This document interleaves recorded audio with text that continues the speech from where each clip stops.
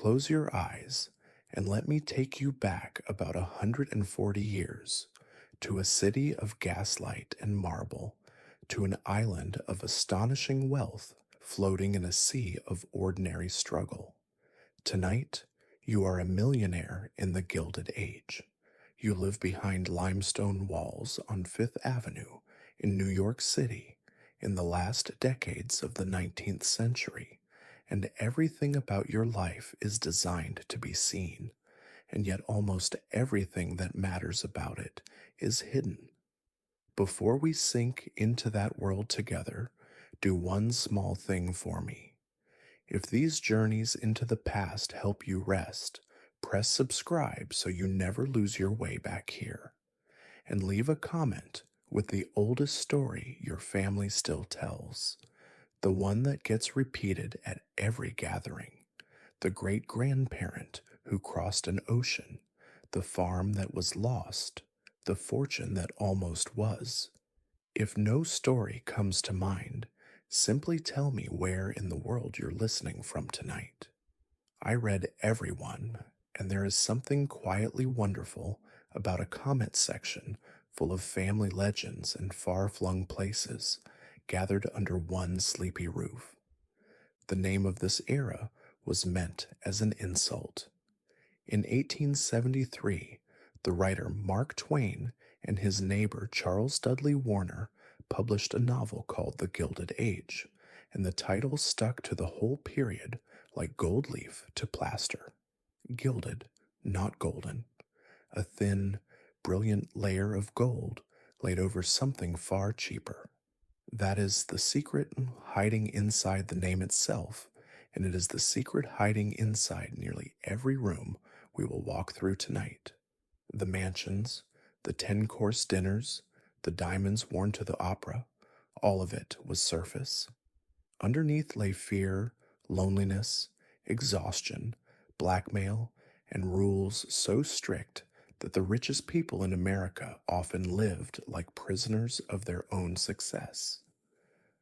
So settle into your pillow. Let your breathing slow. The carriages are rolling up the avenue, the footmen are lighting the lamps, and somewhere behind a curtained window, a woman who owns more silver than a small nation is quietly wondering if she will be invited anywhere at all this winter. Let's find out why. You wake in a bedroom the size of an ordinary family's entire home. The ceiling above you is 16 feet away, painted with clouds and cherubs by an artist brought over from France. The walls are hung with silk. The fireplace is carved marble, shipped in pieces from a demolished palazzo in Italy, and reassembled here, stone by numbered stone. You have never lit it yourself. You wouldn't know where the matches are kept. Your house is new because your money is new. In the 1870s and 1880s, fortunes appeared in America faster than at any time in human history. Railroads, steel, oil, silver, dry goods, sugar. And the men who made those fortunes did what newly rich people have always done. They built.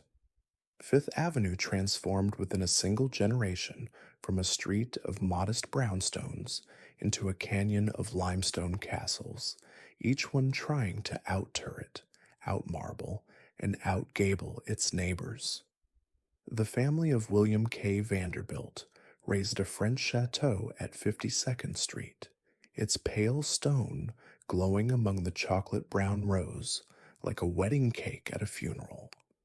His brother Cornelius eventually built what was said to be the largest private house New York had ever seen, a mansion so vast that guests genuinely got lost in it. Everything inside these houses was imported because imported meant expensive, and expensive meant serious. Entire rooms were bought in Europe and brought across the Atlantic, ballrooms from France, libraries from England, ceilings from Venice. Agents scoured the old world for tapestries, armor, portraits of other people's ancestors. That last part is not a joke. New money families purchased oil paintings of aristocrats they had never met and hung them on the staircase, letting visitors quietly assume a bloodline that did not exist. The past could be bought by the yard, and yet the house, for all its splendor, was not really built for you. It was built for the roughly 6 hours a year when it would be full of the right people. The ballroom you pass on your way to breakfast sits dark and sheeted most of the winter, a vast, silent room waiting for one perfect night. The gold dinner service for 100 guests sleeps in a locked vault below stairs. The house is less a home than a stage set between performances, and you live in the wings. The newest marvels hum quietly around you. Steam heat rises through brass grates. In the most daring houses, electric light has begun to replace gas, thrilling, faintly frightening, and known to smolder inside the walls, which is one reason a night watchman patrols your corridors while you sleep. You are among the first human beings in history to live in rooms that glow at the flick of a switch. It costs a fortune. Everything does. Keeping this house alive, the coal, the flowers, the wages, the endless repairs, devours more money in a year than a skilled workman will earn in several lifetimes. Sometimes, in the small hours, the house makes sounds you cannot place. Pipes ticking, floors settling, 60 rooms breathing around you in the dark. You own every inch of it, and there are corridors upstairs you have honestly never walked. Here is the first true secret of your gilded life. You are never alone, and you almost never see anyone. Somewhere between 20 and 40 people live and work inside your house, and they have been trained carefully and deliberately to be invisible.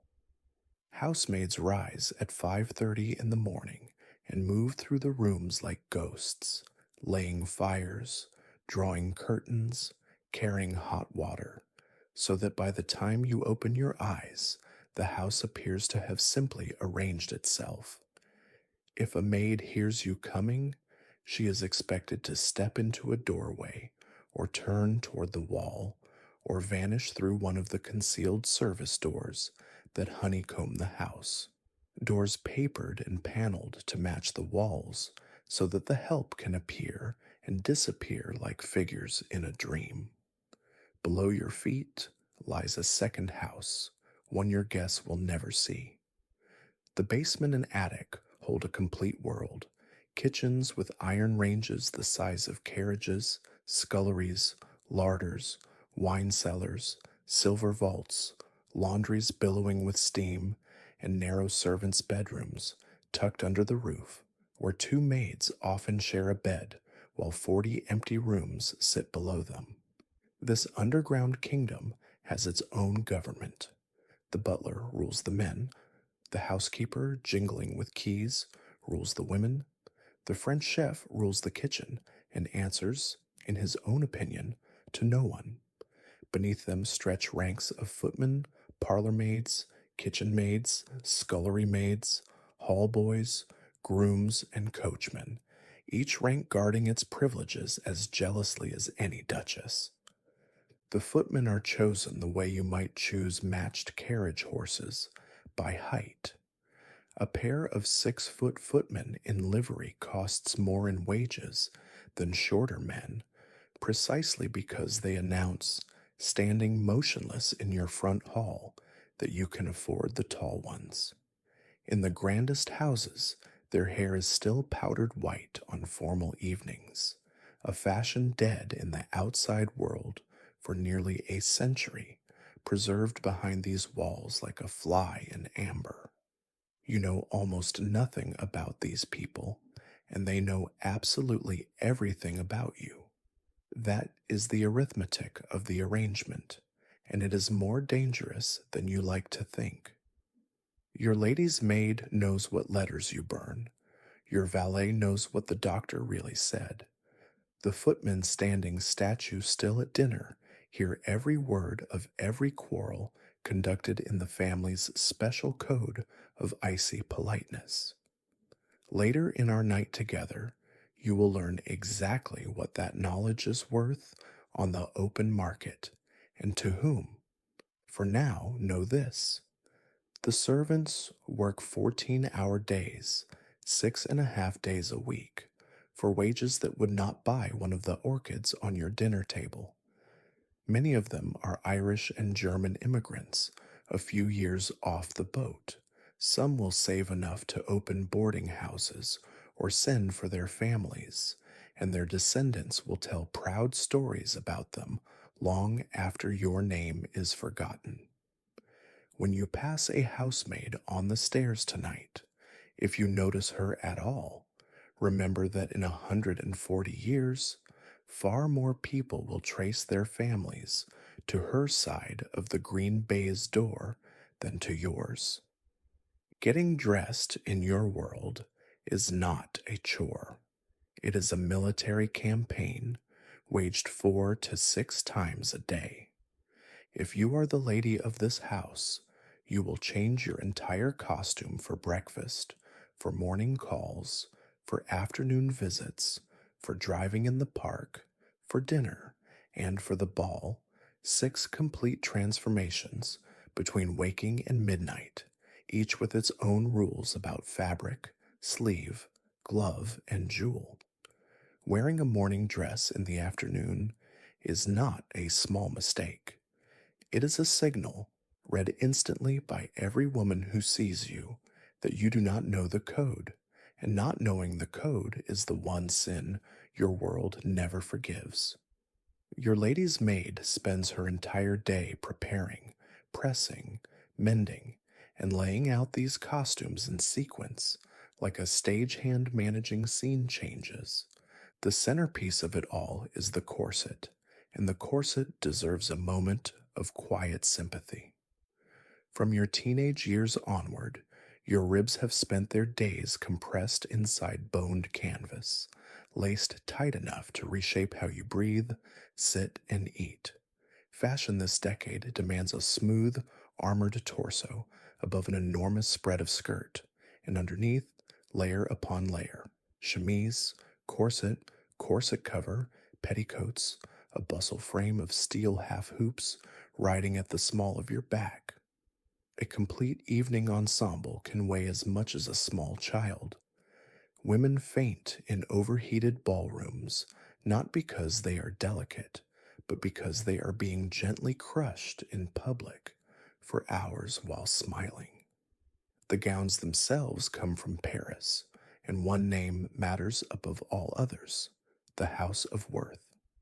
A gown from Worth is to your world what a masterpiece painting is: proof, wearable proof, that you have taste and the ocean of money taste requires.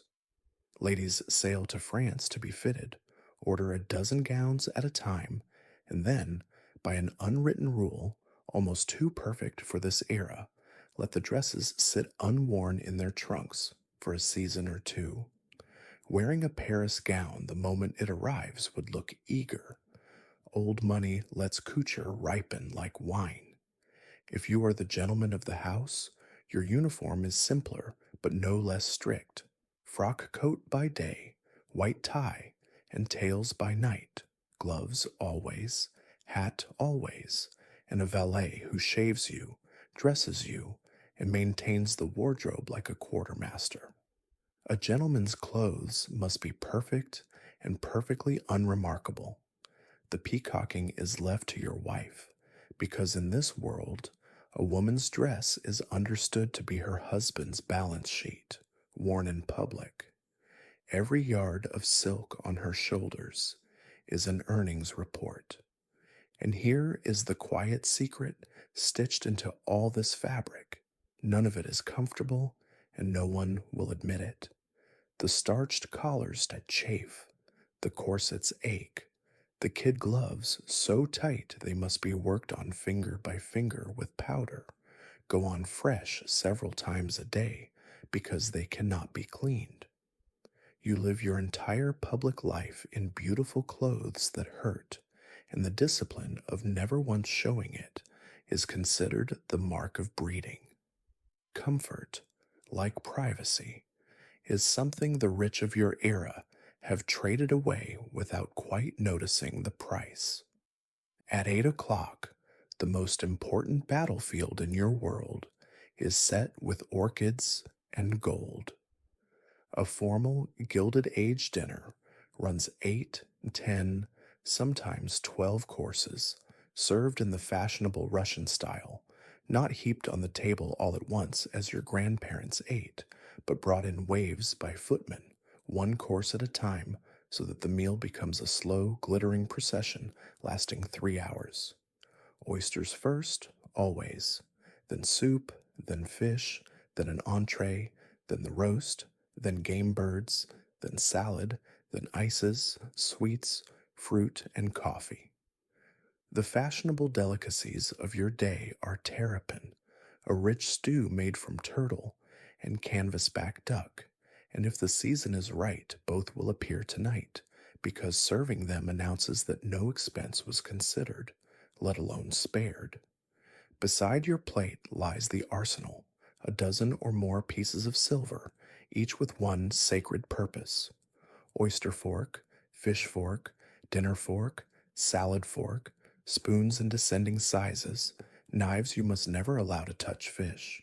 The famous rule, work from the outside in, is genuinely how people navigate, but the silverware is not really about eating. It is a test, laid out in metal. Old society seated its tables with obscure implements precisely because new money might hesitate over them, and a single second of visible doubt over the terrapin fork tells the table everything it wished to know about you. You can buy the silver. Knowing it in your hands without thinking, that takes a generation, and everyone at this table knows it. Where you sit is a message. Who takes whom into dinner is a message. The hostess has spent days on her seating chart, the way a general studies a map, balancing rank, feuds, flirtations, and the seismic question of which lady must be placed at the host's right hand. Conversation itself follows rules. You speak to the partner on one side through certain courses, then, at the hostess's subtle signal, the whole table turns like a shoal of fish and speaks the other way. Politics, money, and religion are forbidden. Illness is forbidden. Anything real is forbidden. You will spend 3 hours in brilliant conversation about absolutely nothing, and you will be judged on how gracefully you do it. The food itself, honestly, often goes half eaten. Ladies in tight laced corsets can manage only ounces. Gentlemen pace themselves for the cigars and brandy that follow when the ladies withdraw and the real conversation, the railroads, the market, the deal, finally begins in a haze of smoke. Whole fortunes of food return to the kitchen each night, where in the better houses the servants eat like kings on the ruins, and what they cannot finish is sometimes handed quietly to the men who wait at the area railing after midnight. The gilded table feeds more people than it ever sees. Now we come to the strangest secret of all. You are one of the richest people on earth, and you may not be invited anywhere. Money in your world is not enough. Above the millionaires sits a smaller, colder aristocracy, old New York society, the Knickerbocker families who made their money generations ago in land and trade and shipping, and who regard your railroad fortune roughly the way they would regard mud tracked across a ballroom floor. At the summit of this world stands one woman, Mrs. Caroline Astor, not an Astor by birth, by marriage, but by force of will the acknowledged queen of American society, a stout, black haired empress who wears so many diamonds at once that observers compare her to a chandelier, and whose annual January ball is quite simply the Judgment Day of New York. If you are invited, you exist. If you are not, you do not, and no amount of money can alter the verdict. At her side operates a remarkable man named Ward McAllister, a silver tongued Southerner who has made himself the gatekeeper, choreographer, and high priest of society. It is McAllister who famously declares that there are only about 400 people in New York who really matter, the number, legend says, that fits comfortably into Mrs. Astor's ballroom. The phrase becomes a iron, the 400, an entire civilization of wealth, ambition, and human longing reduced to a guest list. Understand what this means for you, the new millionaire. You may own more than half the people in that ballroom combined. You may control railroads that old Knickerbocker families ride as passengers, and you will still wait years, sometimes decades, on the wrong side of those doors while society decides whether your money has aged enough to stop smelling of the shop. Families wage patient, expensive campaigns for a single invitation. They hire social advisors. They donate to the right charities, buy the right pew in the right church, lose gracefully at the right card tables. The whole apparatus of your dazzling life, the house, the gowns, the dinners, is at bottom a siege engine aimed at one ballroom. And the walls do crack. The most famous breach comes in 1883 when Alva Vanderbilt, brilliant, ruthless, and armored in one of the greatest fortunes in America, announces a costume ball so magnificent that all of society aches to attend. Mrs. Astor's own daughter has been rehearsing a dance for it with her friends. Then word quietly spreads. The Vanderbilts cannot invite the Astors because Mrs. Astor has never formally called on Mrs. Vanderbilt. What follows is one of the most delicious moments of the age. The Queen of Society orders her carriage, rides to the Vanderbilts' new chateau, and leaves her calling card, a scrap of engraved pasteboard that functions, in this world, as an instrument of surrender. The invitation arrives, the ball goes on, and the message ripples through every drawing room in New York. Enough money, applied with enough nerve, can buy even the doors that were never for sale. You take notes. Everyone does. For most of your parents' lifetimes, one rule of respectable life stood beyond question. Ladies and gentlemen of quality did not eat in public. A restaurant was for travelers, bachelors, and people with no cook. And then, over the course of a single gilded generation, one family of Swiss-Italian restaurateurs quietly repeals the rule, and their name becomes, for 50 years, a one-word synonym for luxury itself, Delmonico's. Delmonico's is not merely the best restaurant in New York. For much of your era, it is arguably the only restaurant, in the sense your world means the word. French chefs of genuine European reputation, a wine cellar that embarrasses the private houses, a menu running to hundreds of dishes, and dining rooms grand enough that even Mrs. Astor's tier of society can be seen in them without explanation. The great chef of the house, Charles Ranhofer, rules his kitchens with a general's authority and invents, or perfects, the dishes your whole class now claims as its own.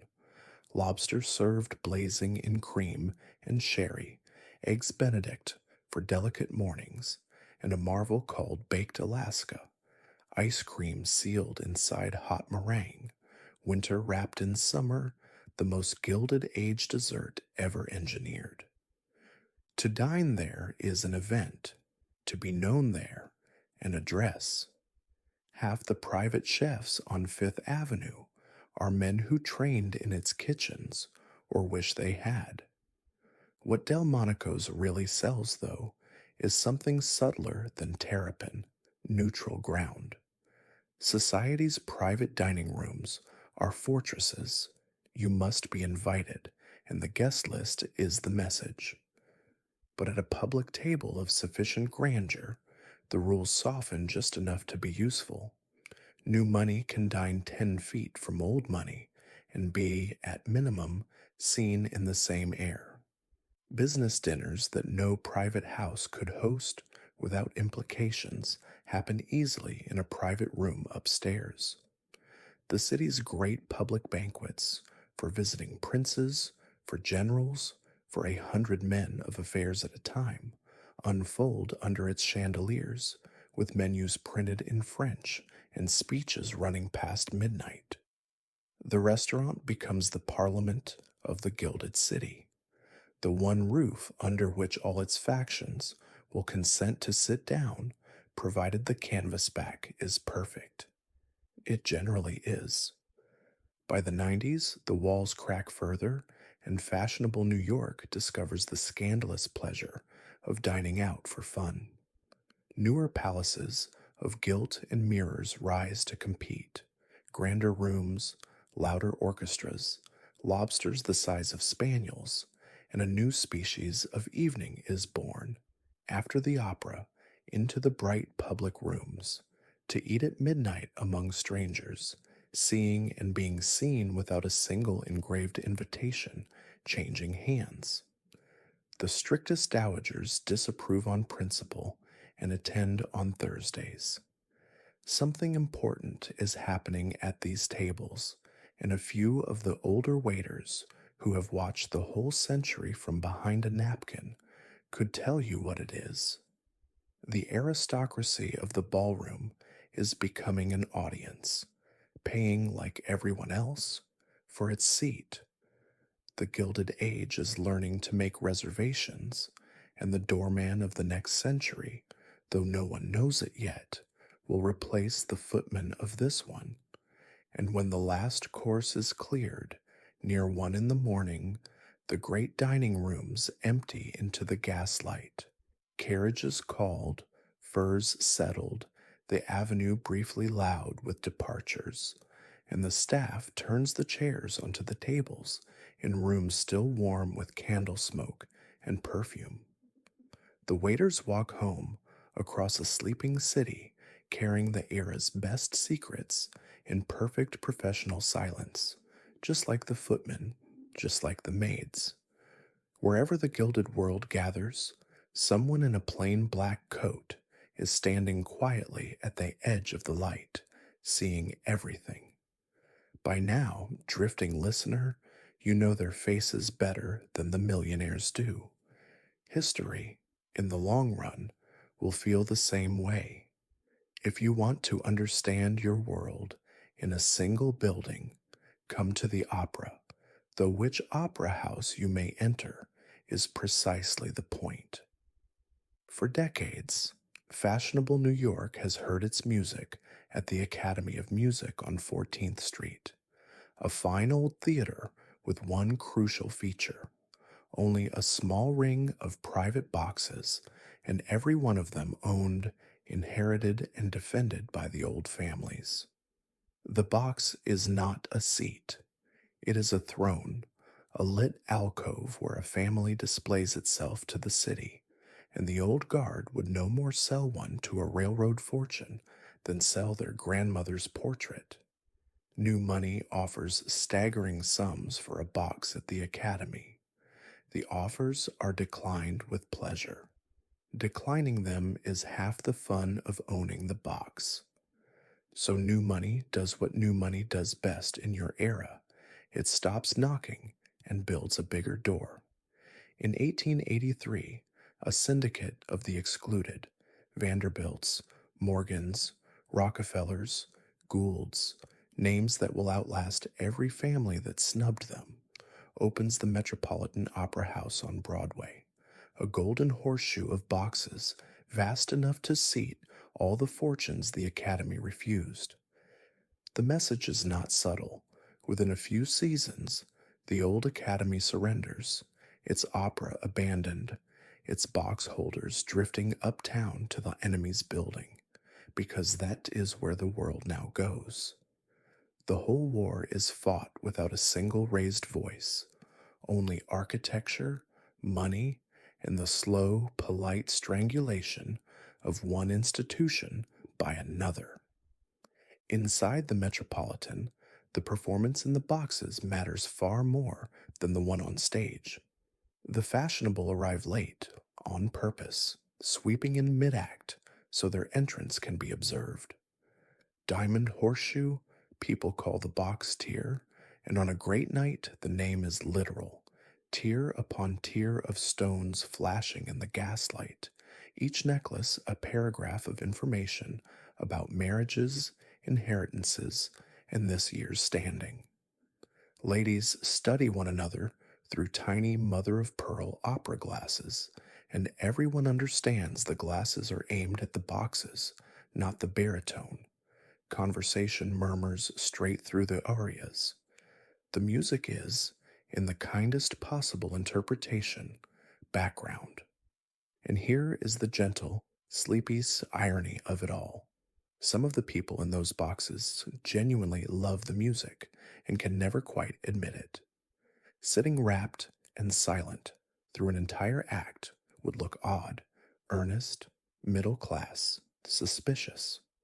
So the true music lovers of the 400 learn to listen sideways, faces composed in polite boredom, hearts privately soaring with the soprano, applauding exactly as much as fashion permits, and not one clap more.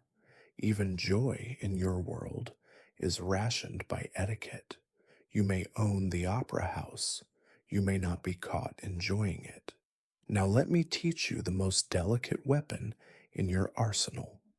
It weighs less than a feather, fits in a glove, and can end a friendship without a single word: the calling card.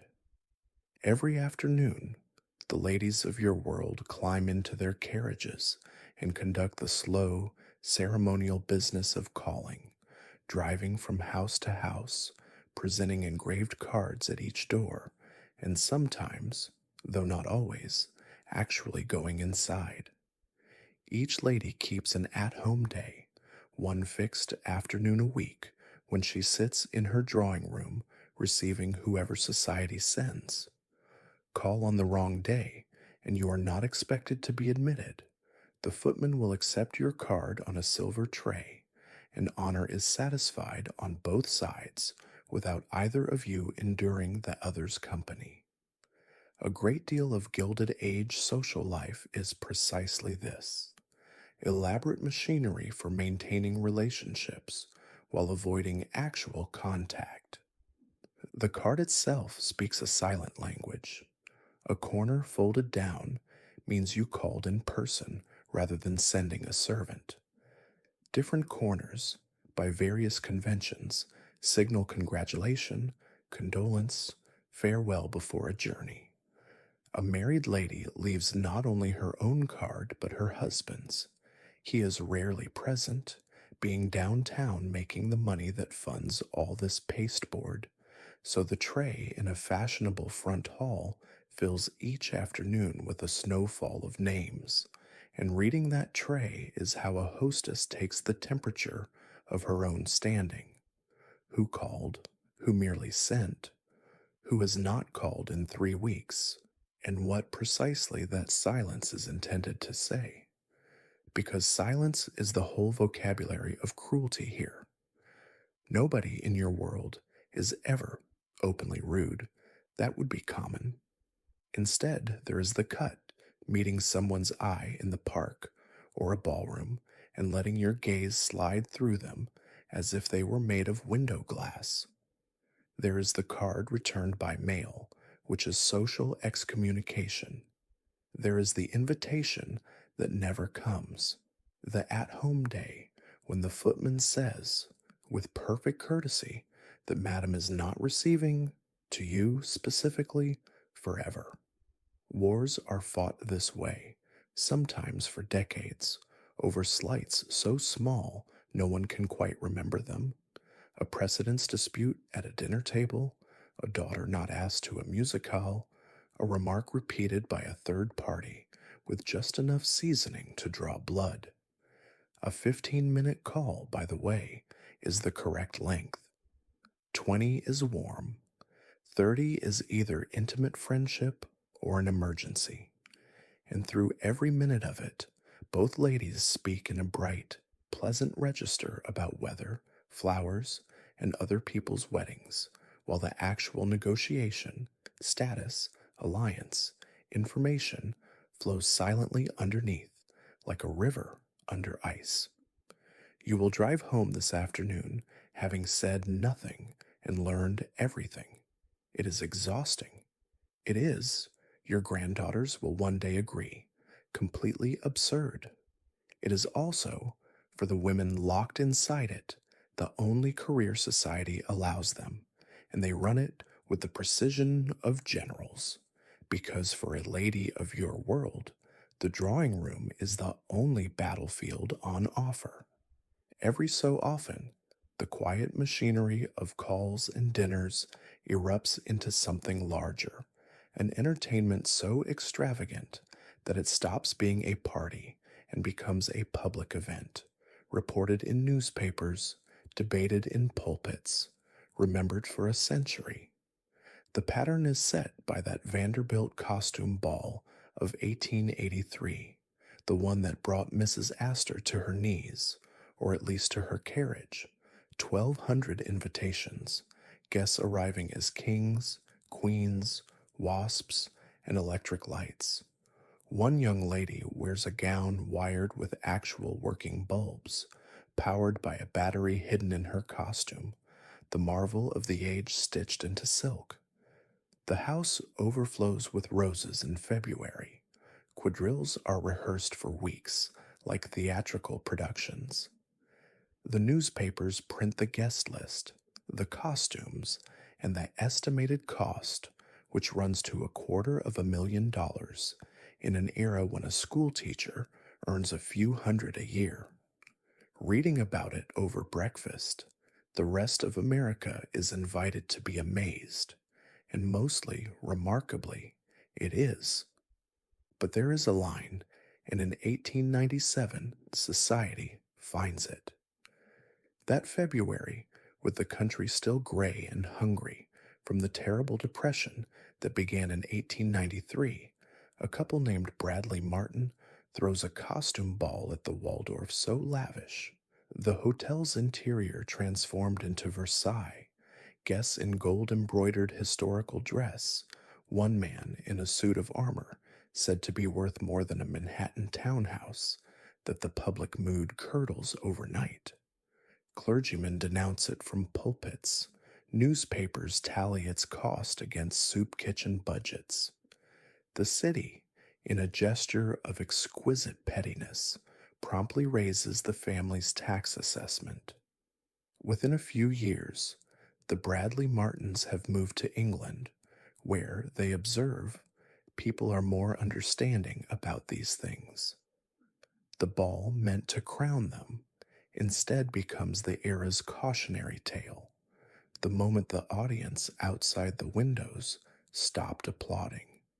And still the entertainments grow stranger, because when every luxury has been done, novelty is the only luxury left. There are dinners where the party travels between courses. Dinners served to guests on horseback in a rented ballroom, the horses' hooves padded, oats served in feed bags, champagne in bottles fitted to the saddles. Dinners for pet dogs. A dinner where the centerpiece is a long sandbox of actual sand seeded with rubies and sapphires, and guests dig for their party favors with little silver spades. Each one makes the papers, which is the entire point, and each one leaves the same faint aftertaste, the sense of people with infinite means and finite imagination, shoveling money into the air just to watch it catch the light. Here is the secret your hostess will never say aloud. She is often miserable at her own ball. Months of planning, a fortune spent, and her whole evening is a fever of surveillance, watching who came, who sent regrets, whether the Duchess looks bored, whether the terrapin was hot, knowing that every guest is grading her and that one failed party can undo 3 years of climbing. The guests go home at dawn. She lies awake tallying the verdict. In your world, even pleasure is homework. Somewhere upstairs in your house sleeps an 18-year-old girl whose entire life has been aimed like an arrow at a single winter. She is about to come out to be formally presented to society as a young lady available for marriage, and everything before this moment has been rehearsal. She has been raised largely by governesses, schooled in French, music, dancing, and the infinite arithmetic of precedence, kept carefully away from newspapers, novels of the wrong sort, and unsupervised conversation with anyone male. Until this season, she has dressed simply, worn her hair down, and been, in the eyes of society, essentially invisible. Then comes the debut, a ball or an afternoon reception given in her honor, her hair swept up for the first time, her gown white, her dance card hanging from her wrist on a little cord, and overnight she becomes one of the most scrutinized human beings in New York. The season that follows is brutal in the way only beautiful things can be. For roughly 3 months, she will attend a dance, dinner, or music hall nearly every night, and each one is an examination. Mothers watch from gilt chairs along the ballroom wall, tallying which men ask her to dance, and how often, and in what order. A girl who sits out too many dances is failing publicly, in real time, in front of everyone her family knows. A girl who laughs too loudly or dances twice too often with the same young man, or is seen even briefly alone with one, can bruise her reputation in an evening. Her mother, her chaperone, and several dozen interested observers track her every step. The waltz was scandalous a generation ago. Now it is permitted, but the space between partners is still measured by watchful eyes. The stakes could not be higher, and everyone is too polite to name them. A young lady of your world has essentially one door open to her, and it is marriage. She cannot take a profession. She cannot live alone. Her season, perhaps two, at most three, is the entire window in which her future will be decided, and if it closes without an engagement, she begins the slow slide toward the pitied word spinster, doomed to a lifetime as a guest in other people's houses. The girls know this.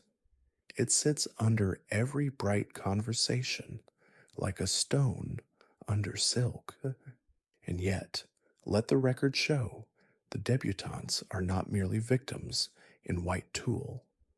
Within the tiny space allowed them, they become masters of the game, fluent in the language of fans and flowers, capable of encouraging one suitor and dismissing another with nothing but eye contact and the management of a dance card. Some are having, beneath the pressure, the time of their lives. The champagne is real, the orchestras are superb, and for one strange winter, the whole gilded machine revolves around them. It is the first, last, and only season in which your world will ever ask what a young woman thinks, and even now, it is mostly asking whom she will marry. There is one prize even Mrs. Astor's ballroom cannot award, and your world has begun sailing to Europe to buy it, a title. Here is the elegant, slightly absurd bargain of the age. In England and across Europe, ancient aristocratic families are going broke. Their castles leak, their farmland no longer pays, and their heirs possess magnificent names attached to empty bank accounts. In America, meanwhile, families like yours possess bottomless bank accounts attached to names that impress no one in a London drawing room. The solution occurs to both sides at roughly the same moment. An American heiress marries a European title. Her dowry repairs his roof. His coronet repairs her family's standing. The newspapers, with a wink, call these young women the dollar princesses, and by the turn of the century, hundreds of American fortunes will have married into the European aristocracy. Daughters of railroads and dry goods transformed into countesses, marchionesses, and duchesses whose descendants will include, in one famous case, a British prime minister. Sometimes it is a love story. Often it is a merger, negotiated with a frankness that would make a railroad lawyer blush, dowries itemized, incomes guaranteed, settlements drafted by teams of attorneys before anyone has danced together twice. And sometimes it is something sadder. The most famous case of the era belongs to Consuelo Vanderbilt, the tall, gentle, dark-eyed daughter of Alva, the same Alva who stormed Mrs. Astor's gates. In 1895, at 18, Consuelo is engaged to the Duke of Marlborough, master of Blenheim Palace, one of the grandest houses on earth. She does not love him. By every account, including eventually her own, she loves someone else, and her mother overrules her heart with a general's thoroughness. The wedding is the social event of the decade. The bride's settlement runs to millions in railroad stock, a sum worth a large fortune even by your standards. And observers at the ceremony notice that behind her veil, the most envied young woman in America appears to have been crying. The dollar princesses sail east to their castles and discover what the brochures omitted. English country houses are Arctic. Bathrooms are considered an American eccentricity. The neighbors have known each other for 400 years and see no urgent reason to expand the circle. An American duchess may find herself presiding over a palace with hundreds of rooms, a husband she meets chiefly at dinner, and winters so cold the water freezes in the bedroom jugs. Some wilt, but many, given a decade, do something remarkable. They take over. American wives modernize the plumbing, reorganize the estates, charm the tenants, and run their adopted worlds with an energy that startles the natives.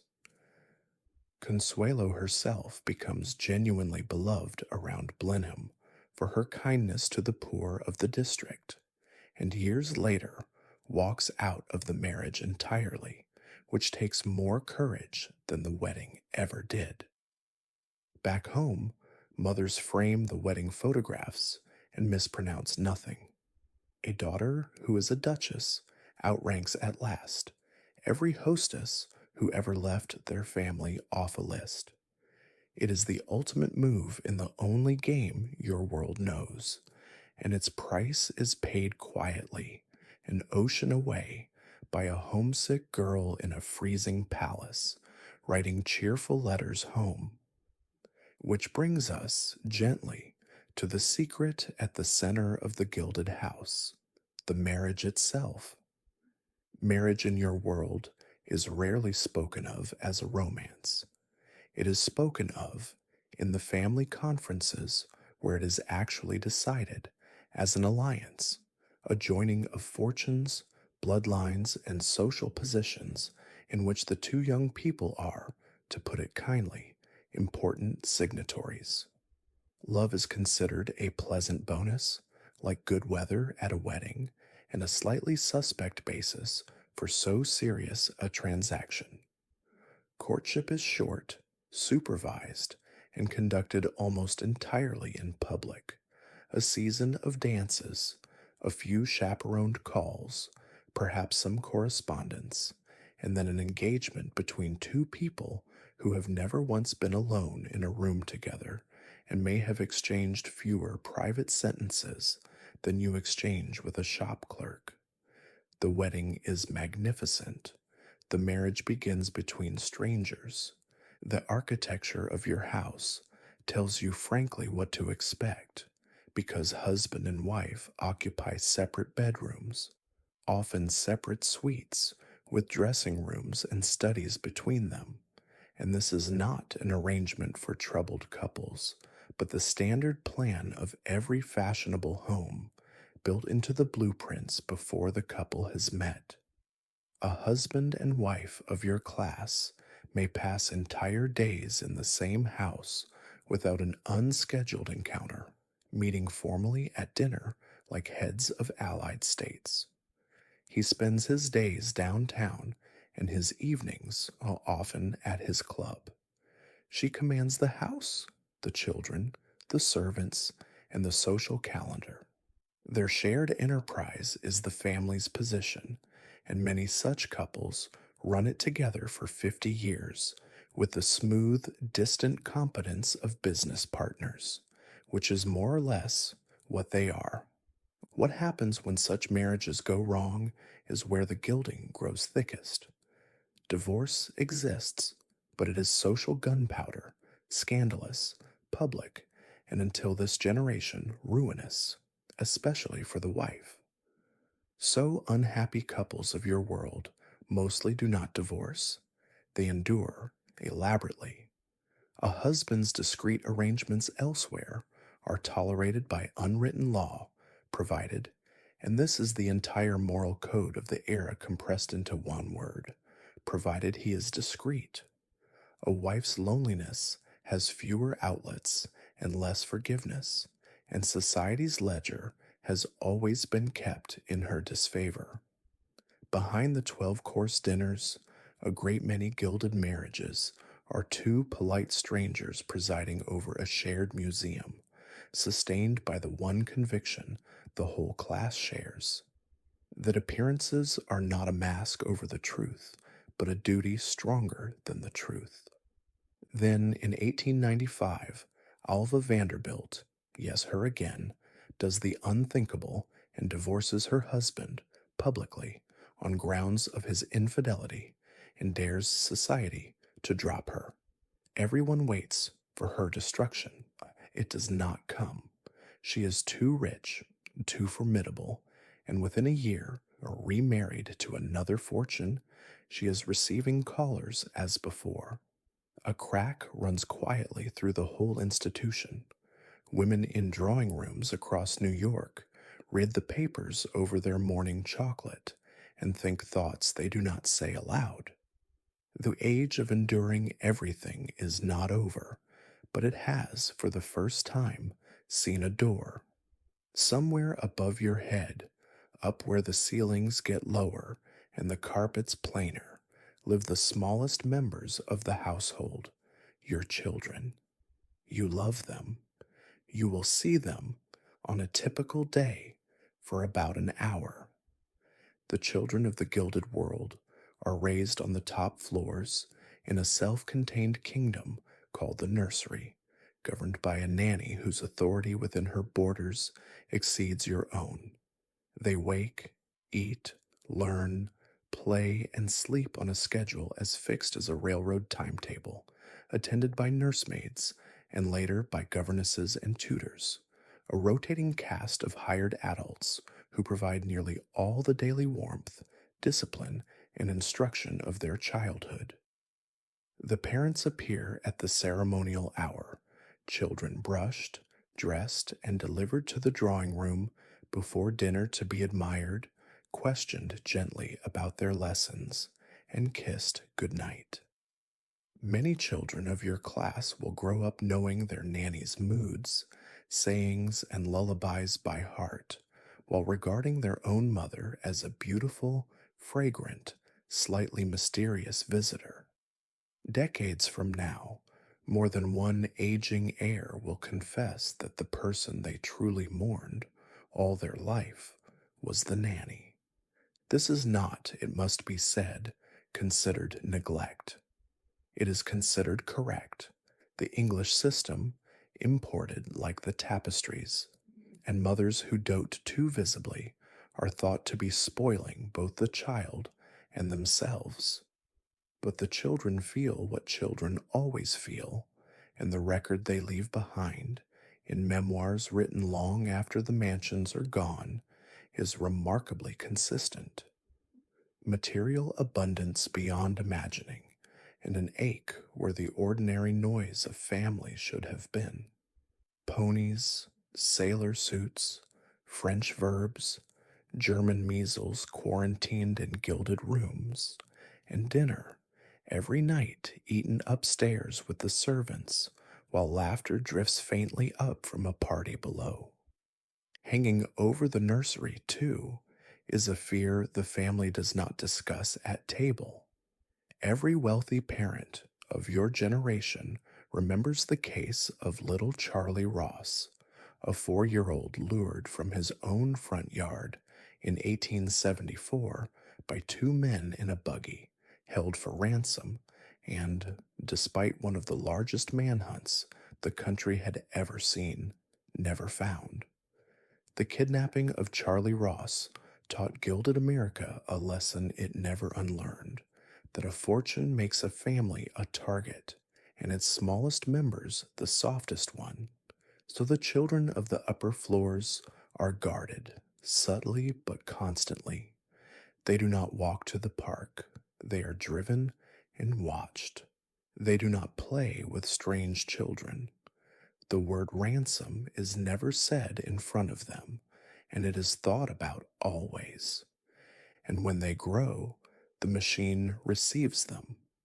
Sons go to the right boarding schools, then to Harvard or Yale, where their real curriculum is the friendships and club memberships that will constitute their adult world. Daughters, as we have seen, are polished toward a single white-gowned winter. The fortune shapes every child it touches, deciding their schools, friends, spouses, and duties before they can walk. And here and there, quietly, one of them grows up to want none of it, and becomes the aunt who moved to Paris, or the son who went out west, spoken of at dinner with a small, careful silence. Every weekday morning, the gilded houses of Fifth Avenue perform the same quiet ritual. The master of the house puts on his silk hat, climbs into his carriage, and vanishes downtown into the other half of his life, the half that pays for all of this. Downtown is another world, and an honest one in its way. Wall Street in your era is a roaring, unregulated arena where the fortunes on display uptown are made, defended, and sometimes lost between breakfast and supper. There is no income tax. There are, effectively, no rules that a sufficiently determined man cannot bend. Railroads are watered, markets cornered, competitors strangled, judges and legislators purchased with a directness that later generations will find breathtaking. The titans of the age, the Goulds and Fisks yesterday, the Morgans and Rockefellers today, did not build their fortunes in the ballroom, and the manners that govern the ballroom stop entirely at the office door. More than one gentleman who would sooner die than use the wrong fork at dinner spends his working day executing maneuvers that reduce rival families to genteel poverty.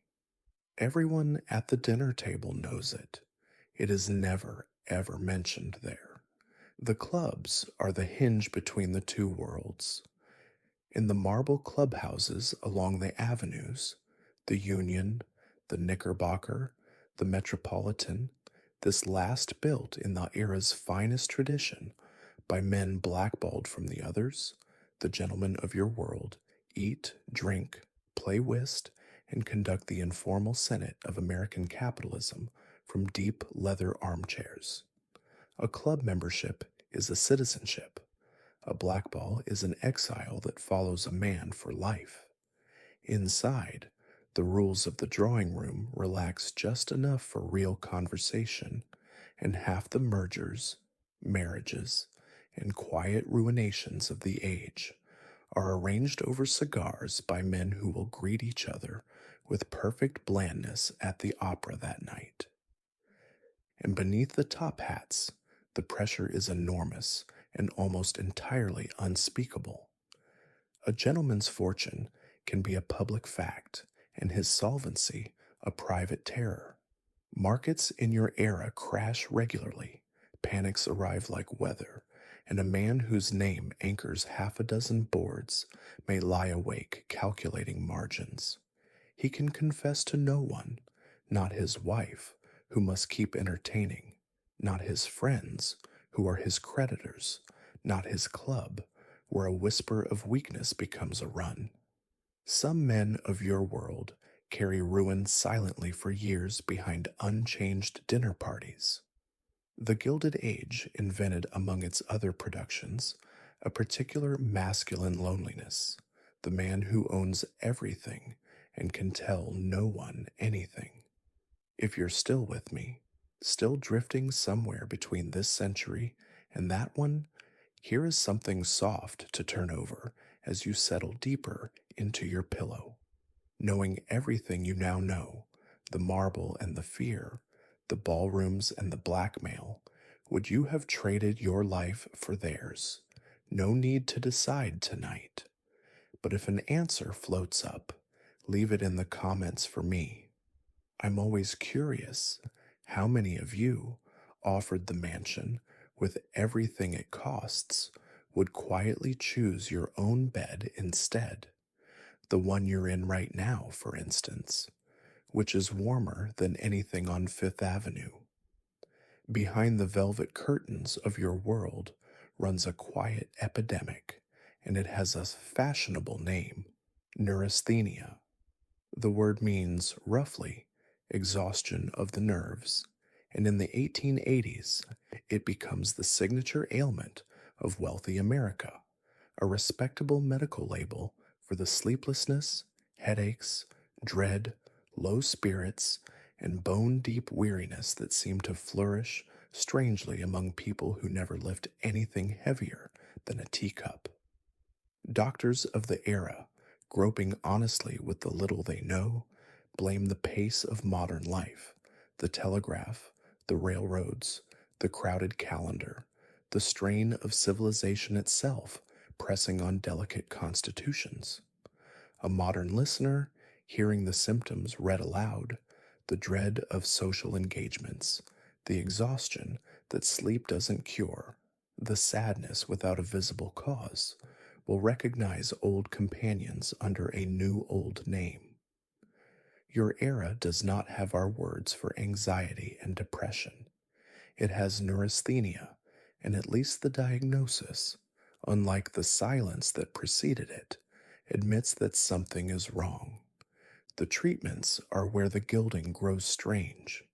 For wealthy men, doctors prescribe the West cure, months of ranch life, hunting, and rough riding on the theory that a man's nerves are restored by vigor. It works often enough. One sickly young New York asthmatic named Theodore Roosevelt comes back from the Dakota Badlands transformed. For women, the same physicians prescribe the opposite, the rest cure, made famous by the eminent Dr. Weir Mitchell, weeks or months of enforced bed rest, isolation from family, forbidden books, forbidden letters, forbidden visitors, heavy feeding, and no activity of any kind, on the theory that a woman's nerves are exhausted by stimulation.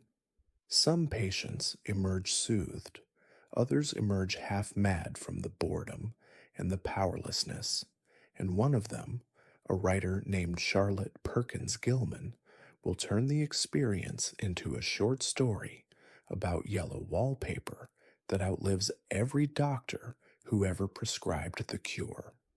And flowing under all of it, quiet as a hidden river, is the medicine itself. The respectable pharmacy of your era sells, without prescription and without stigma, remedies laced with opium and its gentler cousin laudanum, recommended freely for sleeplessness, nerves, headaches, ladies' complaints, and teething infants. A great many impeccable households contain, on a bedside table behind the silver and the scent bottles, a small dark tonic bottle that is the true price of all that composure, refilled discreetly by a druggist who asks no questions. Nobody in your world calls this what it is.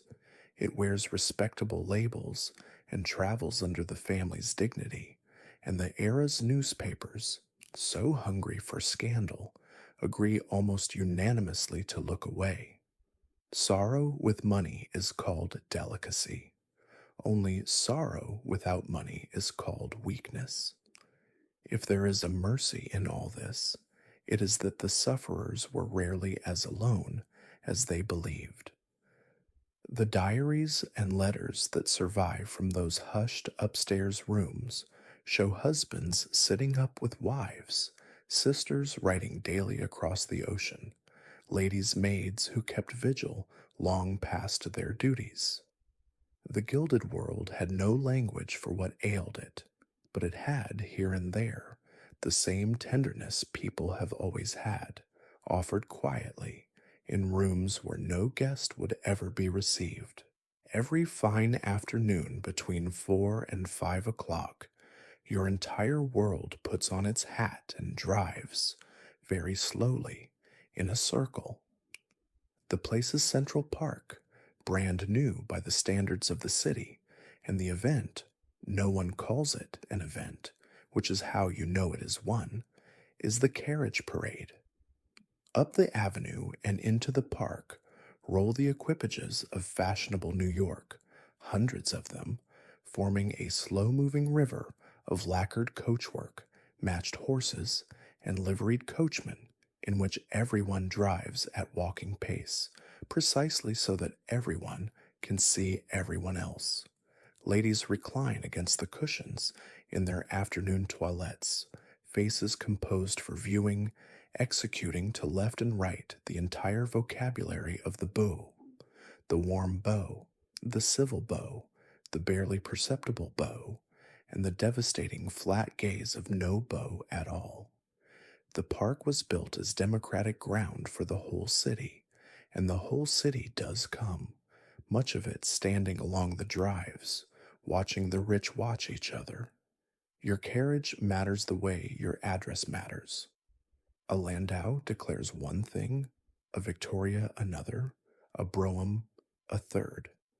The smart set memorizes the hierarchy of vehicles as thoroughly as the hierarchy of families, and a shabby turnout, mismatched horses, dull harness, a coachman in last year's livery, undoes a fine gown completely. The horses themselves are aristocrats, bought at prices that make the newspapers, groomed to a gloss no farm horse ever knew, and pitied, sincerely, by the coachmen who know what a horse's life could be. Some gentlemen take the reins themselves. The truly horse-mad join coaching clubs and drive four-in-hand road coaches to country inns for sport, reviving at great expense the exact travel their grandfathers paid to escape. The park itself, mind you, is glorious. The meadows, the new museum rising at its edge, the lake with its swan boats, and the gilded parade rolls through all of it, seeing chiefly one another. But the children see it, up on the box beside the coachman, or peering from the carriage windows with their governesses. The children of your world watch the rowboats and the ragged happy picnickers on the grass, and store away an impression their parents would find alarming. That the people outside the carriage appear on the whole to be having a better time. By 5:30, the river of carriages drains away home, to tea, to the toilette, to the evening's engagements. The parade has accomplished nothing and settled everything. Who is in town, who is speaking to whom, whose horses and whose hats survived inspection. Tomorrow at 4 it will form again. In a world without telephones, this slow circle under the elms is the daily newspaper of society, printed in carriages and read at a walking pace, and attendance, while entirely voluntary, is entirely mandatory. On Sunday morning, the gilded world goes to church, and even here, especially here, the seating is assigned. The fashionable congregations of your New York rent their pews by the year, and the pew is real estate as surely as the mansion is. The best families hold the best pews, front and center, handed down like silver, while newer money bids for what opens up, sometimes at auction, sometimes at prices that would buy a farm. A family's pew announces its standing every Sunday at 11, and moving to a better one is reported in conversation exactly like moving to a better address. The grand churches of the avenue fill with a rustling congregation in Worth gowns and silk hats. The sermons are polished and comfortably brief, and the God of the gilded parishes is understood to be a gentleman, one who rewards industry, approves of order, and would never embarrass anyone by mentioning the camel and the needle's eye while the Vanderbilt pew was occupied. And yet it would be too easy and not quite fair to leave it there, because out of these same upholstered pews flows a genuine river of money toward the city's poor. Charity is one of the few careers your world permits its women, and the ladies of society take it up with the same ferocious organization they bring to a ball. Hospital boards, orphan asylums, fresh air funds that send tenement children to the countryside in summer, sewing societies, soup societies, missions. Some of it is showy, certainly. The charity ball is the era's perfect invention, an evening where society dances for the benefit of the poor at a cost per ticket that would feed the beneficiaries for a season, covered by the same newspapers on the same page as the opera. Doing good and being seen doing good braid together so tightly that no one, perhaps not even the ladies themselves, can say where duty ends and campaigning begins. But dismiss it all as vanity, and you would have to explain the other cases. The society matrons who spend 3 days a week, unreported, in wards and asylums, the fortunes quietly settled on hospitals, the young heiresses who take up settlement, work in the downtown slums, and come home changed, asking questions at dinner that make their fathers set down their forks. The gap between the avenue and the tenements is the widest in America's short history, and everyone in your world knows it. The servants carry the knowledge upstairs daily like coal. Most of your class responds with a check and a ball. A few respond with their lives. History, sorting the era's souls, will spend a long time on that difference. For you tonight, the theology is simpler. The pew is rented for the year. The check to the orphan asylum is written. And whatever the rector says on Sunday, the actual religion of your world, the faith it keeps without a single lapse, the observance it would die rather than miss, is the season itself.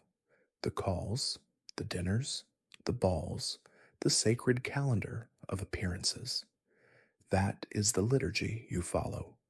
That is the congregation whose judgment you fear. When your world travels, it does not buy a ticket. It attaches itself, quite literally, to the train. The private railroad car is the Gilded Age's most perfect possession, a rolling mansion, 70 feet of polished mahogany and plush, containing staterooms, a dining salon, a kitchen, quarters for its own crew, and, in the more ambitious examples, marble wash basins, pipe organs, and gold dinner service. When a family of your standing goes to Florida for the winter or California for the air, its car is coupled to the back of a scheduled train and hauled along like a jewel on a chain, servants and chef aboard, so that the family crosses the continent without once encountering the traveling public.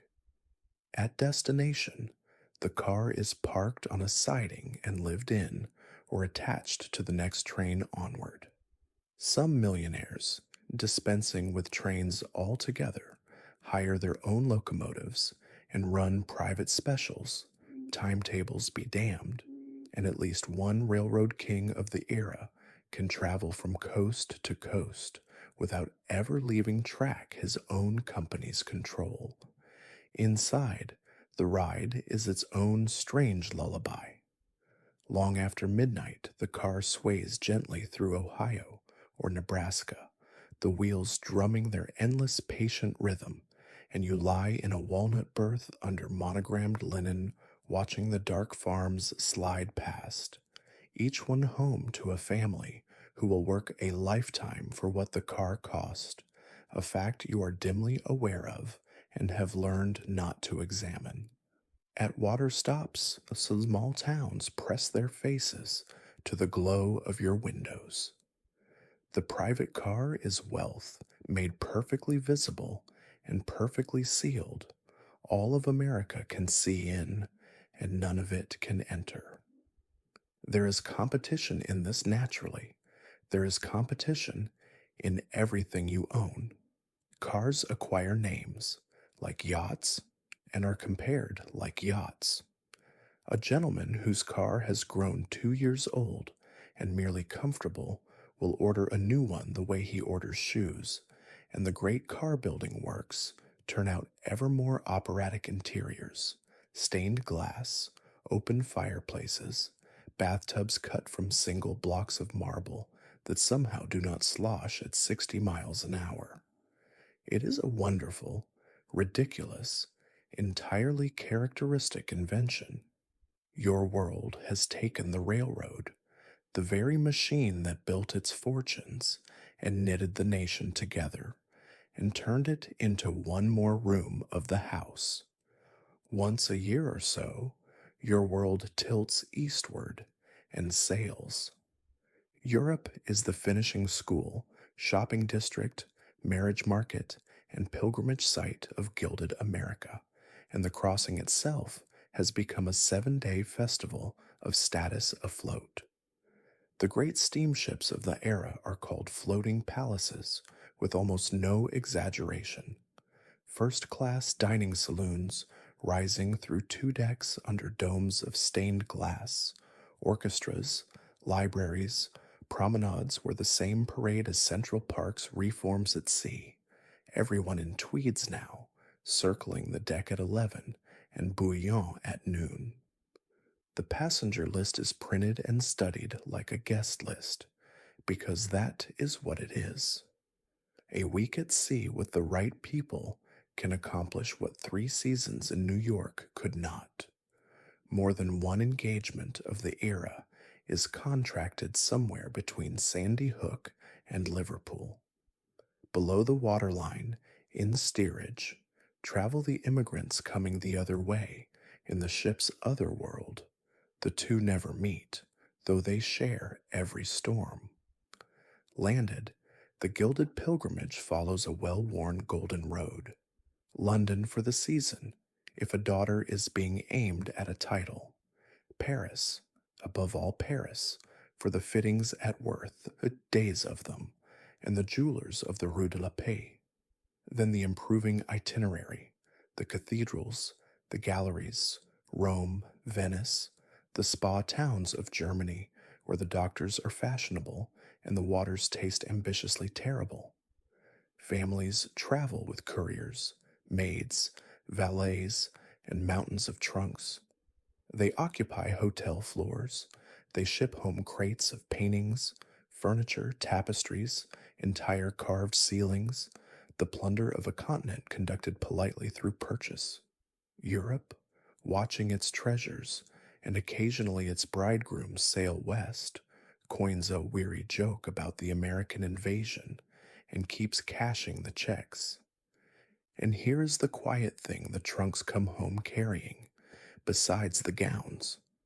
For some travelers of your world, particularly the young, particularly the daughters, Europe is the first crack of light through the gilded shutters.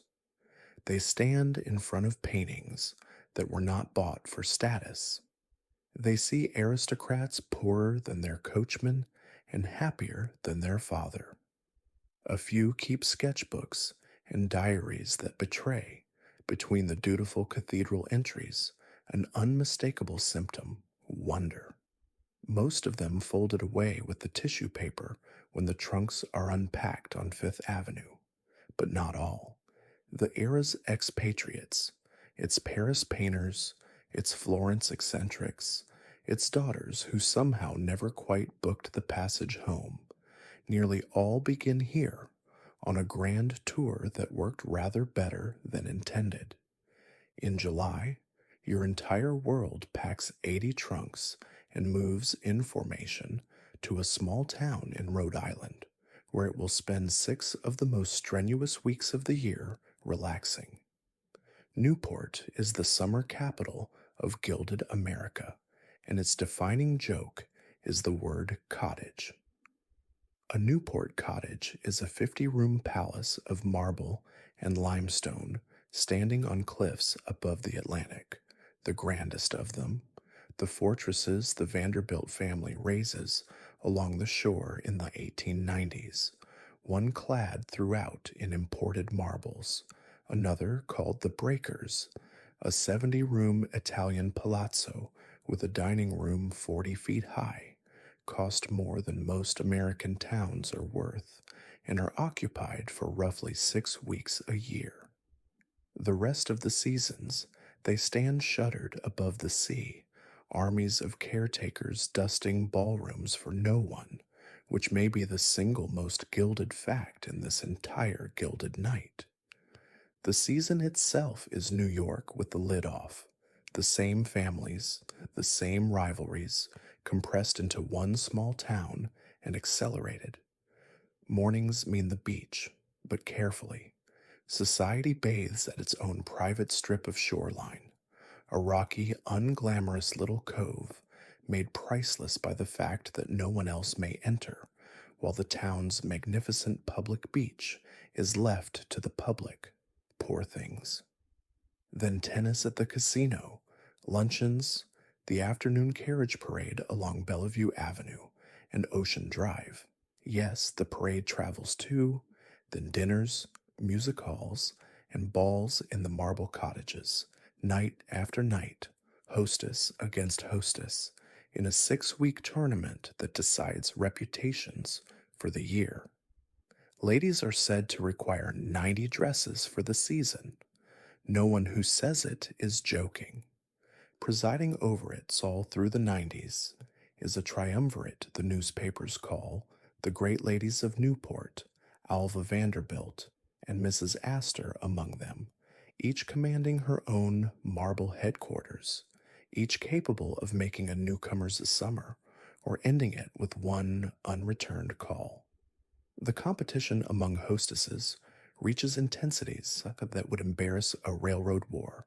Chefs raided, orchestras poached, party themes guarded like patents. One season's sensation involves a ball where favors are said to include jewels. Another, a formal dinner given, with complete solemnity, in honor of a dog. The town watches from outside the hedges, selling the cottagers their fish and flowers, tending their furnaces all winter, and developing about their summer rulers the dry, unfooled affection coastal towns have always had for the strange migratory creatures the tide brings in. And yet, stand on the cliff walk at evening, where the lawns of the great cottages run down toward the sea, and you can feel what drew them here past all the nonsense. The light goes copper, the fog bell sounds somewhere out toward the shipping lanes, and the Atlantic performs, free of charge, for Marble Palace and Fisherman's Porch alike. Some of the cottagers even notice. The ocean is the one guest in Newport who cannot be impressed, snubbed, or bought, and its indifference, one suspects, is quietly restful to people who are measured every waking hour. The sea does not know who called on whom. It never will. There remains one arena we have not visited, and it is the most expensive of all, the water. The steam yacht is the Gilded Age's crown possession, outranking the mansion, the rail car, and very nearly the opera box, because it is the most perfectly useless of them all. A private ocean liner, white and gold, with a paid crew of dozens, capable of crossing the Atlantic and employed chiefly to carry dinner guests 3 miles down Long Island Sound. The great financiers keep yachts the way monarchs keep palaces. The most famous of them, a banker's sleek black beauty named Corsair, is so well known that lending it for an afternoon is a diplomatic gesture. It is the owner of that yacht, legend insists, who delivers the era's definitive verdict on the whole subject, that if you have to ask what a yacht costs to keep, you have no business owning one. The story may be polished. The arithmetic behind it is not.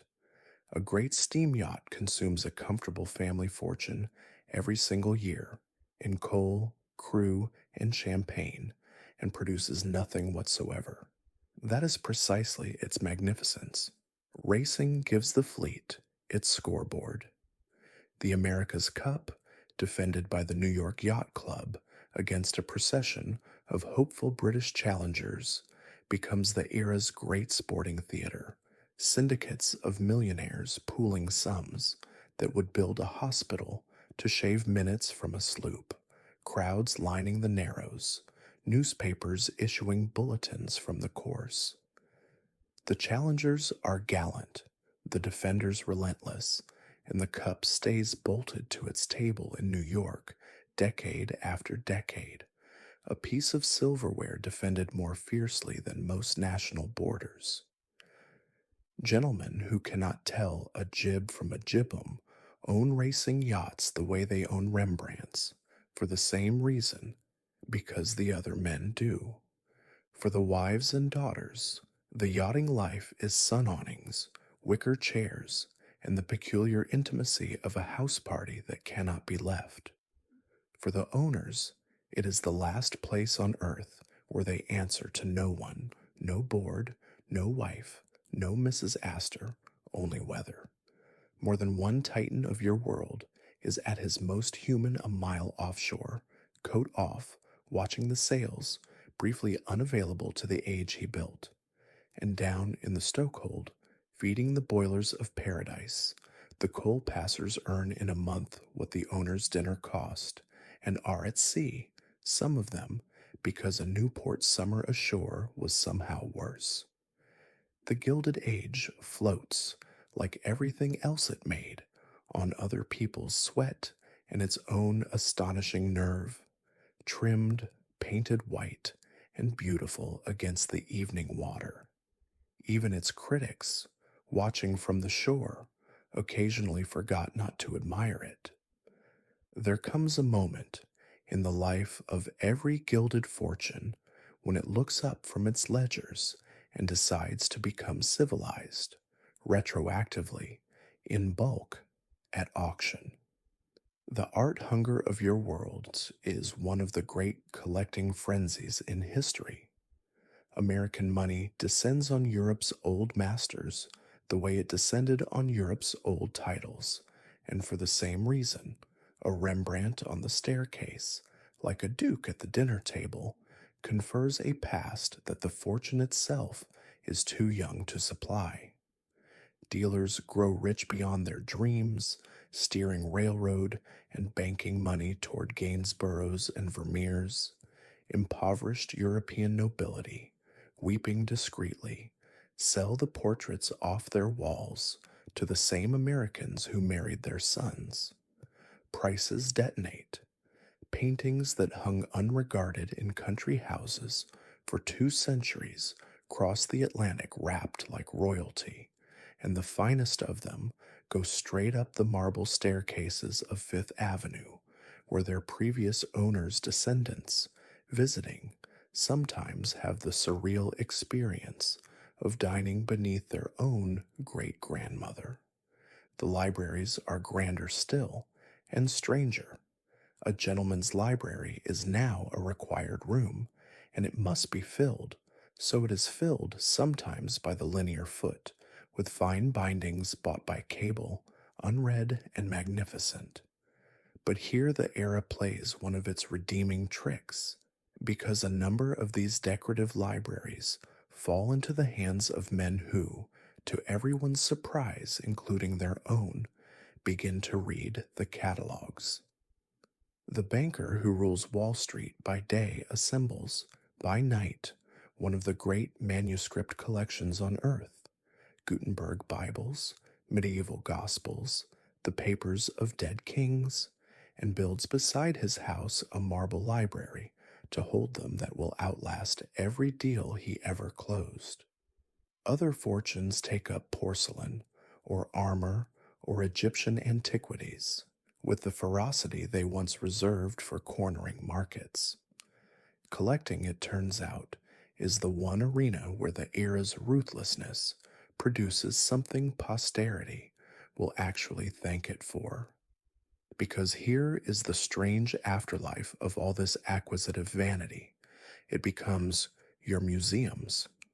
The Metropolitan Museum of Art, founded in this era and fed for 50 years by gilded bequests, fills gallery by gallery with the trophies of Fifth Avenue as the mansions around it come down. The private libraries open their doors. The porcelain, the tapestries, the Rembrandts bought to launder new money into old lineage end up belonging in the fullness of time to absolutely everyone. School groups shuffling past treasures once guarded by footmen. The millionaires would be startled, and some of them won suspects, quietly pleased. They came to buy a past and accidentally purchased a future. It is the best bargain your world ever made, and it made it, characteristically, by mistake. Every great fortune of your era eventually produces a family quarrel, but only one quarrel produces a hotel, and it is such a perfect Gilded Age story that we must pause and watch it happen. The Astor family by the 1890s is old money's old money, and its two grandest households sit side by side on Fifth Avenue at 33rd Street. In one mansion, Mrs. Astor herself, the Queen of the 400, next door, her nephew William Waldorf Astor, a proud, prickly man with a grievance. His grievance is precise. He believes his own wife, not his aunt, should now rightfully be the Mrs. Astor of New York, and his aunt has declined, with glacial serenity, to notice the claim. Blocked, brooding, and very rich, William does something magnificent. He moves to England, announcing on the way out sentiments about America unfit for a sleepy evening, and orders his childhood home demolished and raises on the site directly against his aunt's garden a 13-story hotel. A hotel. Commerce itself, towering over the queen of society's lawn, throwing her mansion into literal shadow, filling her windows with the sight of the public checking in. Mrs. Astor's side considers its position beneath the new cliff of the Waldorf Hotel and elects, after a suitable interval of fury, to answer in kind. Her mansion comes down, too. She removes uptown to a new French chateau, and on her old site rises a second, taller hotel, the Astoria. And then, because this is the Gilded Age, where enemies are simply partners who haven't settled terms, the two feuding cousins' hotels are joined into one, connected by an inner corridor run as a single establishment. The Waldorf Astoria becomes at a stroke the largest, grandest, most famous hotel on earth. Its hyphen, the most profitable peace treaty of the decade. The corridor between the two buildings fills every evening with society parading in full dress, and the newspapers christen it, inevitably, Peacock Alley. Something larger has happened here than a family squabble, and the sharper minds of your world can feel it. The Waldorf Astoria makes luxury public. Anyone, anyone presentable with the price of a dinner can now eat under gilded ceilings, hear the orchestra, and watch the 400 sweep through Peacock Alley at close range. The velvet rope has replaced the ballroom door, and a velvet rope, unlike Mrs. Astor, can be passed with money alone. Society sniffs that the hotel has made exclusivity common. Society also, it is observed, dines there constantly. The walls are coming down, and it took an Astor in a temper to fire the first shot through his own aunt's garden. The Gilded Age is beginning just faintly to check itself out. Now it is late enough in our night to open the drawer that all of Fifth Avenue praise stays shut. Everything you have heard so far, the separate bedrooms, the tonic bottles, the discreet arrangements, the quarrels behind the icy manners, is known, not suspected, known in detail by one stout, white-whiskered old soldier with an office downtown and a weekly paper called Town Topics. Colonel William Dalton Mann is a decorated Civil War cavalry officer turned publisher with the beard of a benevolent grandfather and the business model of a highwayman. His paper's society column prints each week a glittering mixture of flattery and poison, real names attached to compliments, and then adjacent, blind items of devastating precision, no names, merely descriptions so exact that every drawing room in New York can solve them by lunchtime. A certain gentleman seen where he should not be, a certain lady whose nerves require such frequent treatment abroad. The Colonel's information is superb, and its sources are the great open secret of the age, the invisible army.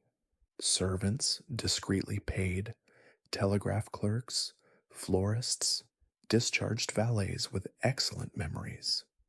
Your world is staffed top to bottom by people it has trained itself never to see, and the Colonel has simply thought to ask them what they saw. The genius, though, is not the gossip, it is what the Colonel sells alongside it. Families of consequence learn that for a consideration, embarrassing items can fail to appear, and the consideration is elegantly laundered, not blackmail, heavens no, but a subscription to the Colonel's forthcoming deluxe volume celebrating America's finest families at $1,500 or a private loan cheerfully unrepaid of many thousands more. The mighty of the age, names that command banks and railroads, quietly pay. It is the perfect crime for this particular world, because the currency it extorts is the only one your class values above money. Appearances. A man who would fight a hostile takeover to the last dollar will pay the Colonel almost anything, because the takeover only threatens his fortune, while the Colonel threatens Mrs. Astor's opinion. It cannot last forever, and it doesn't. In time, a crusading magazine calls the scheme what it is.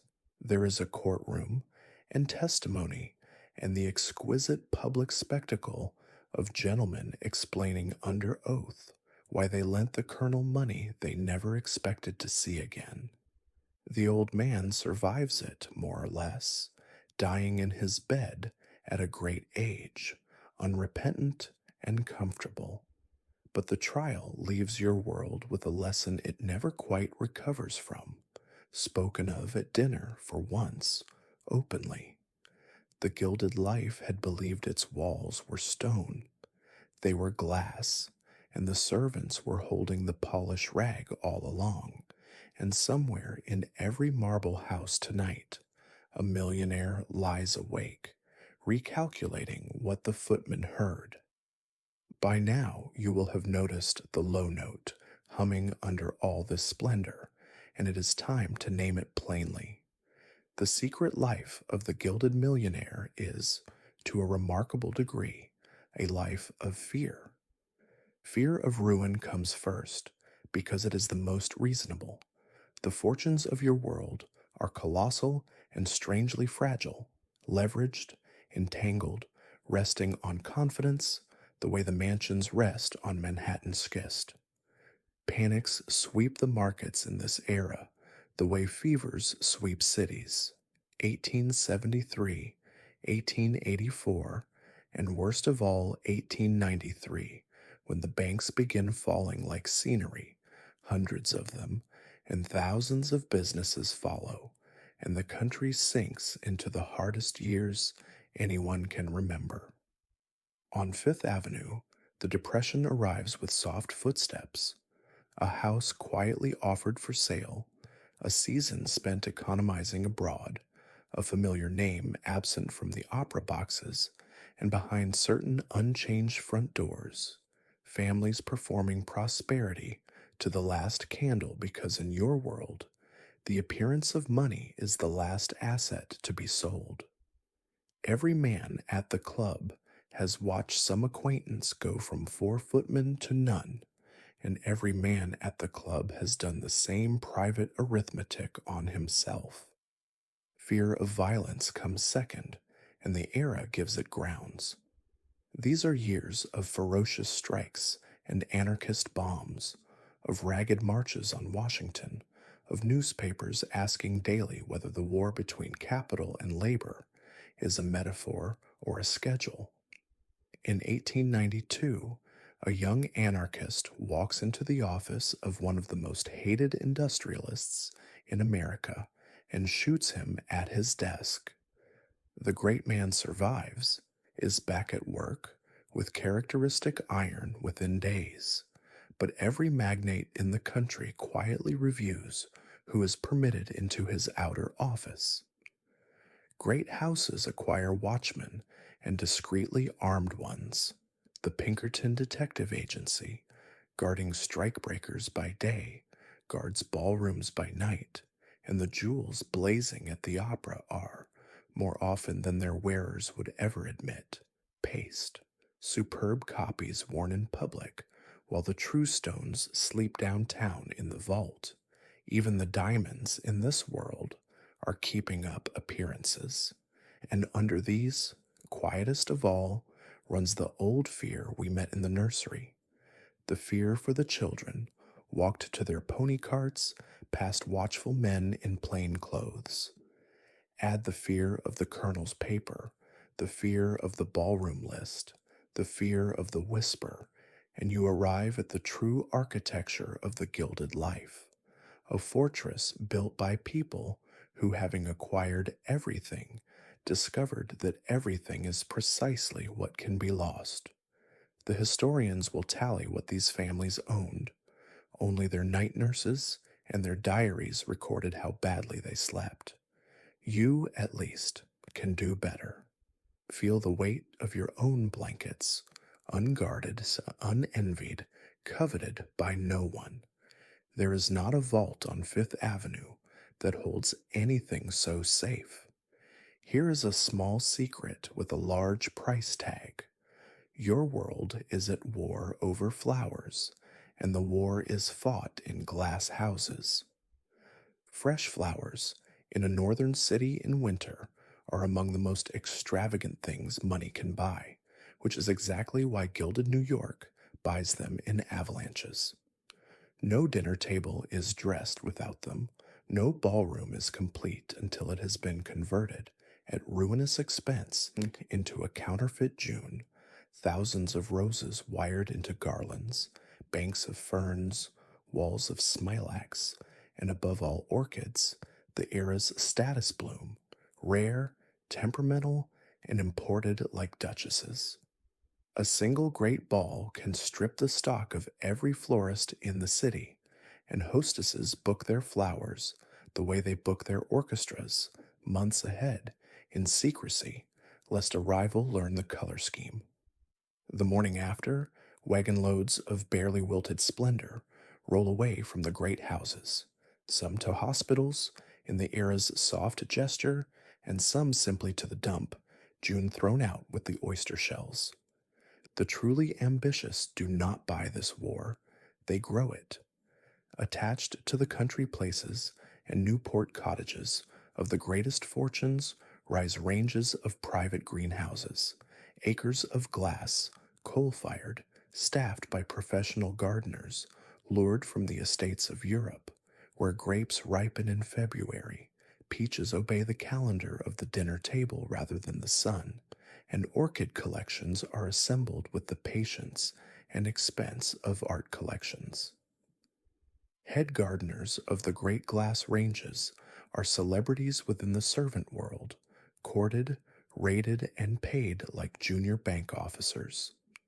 Their hothouse triumphs are entered in flower shows under the owner's name, and the silver cups go on the owner's mantle. A gentleman who has never planted anything in his life will speak with genuine passionate pride of my orchids, and in fairness, his checkbook did water them. There is something almost touching in it, if you tilt your head. Of all the trophies your world hoards, the marbles, the Rembrandts, the racing sloops, the flowers are the only ones that die, and everyone knows it, and the money spends itself anyway.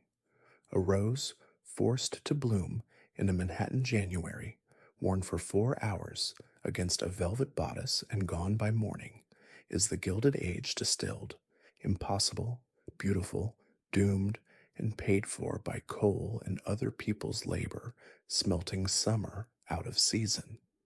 When your granddaughter finds the dance cards in the attic, decades from now, a few of them will still hold a pressed brown ghost of those flowers.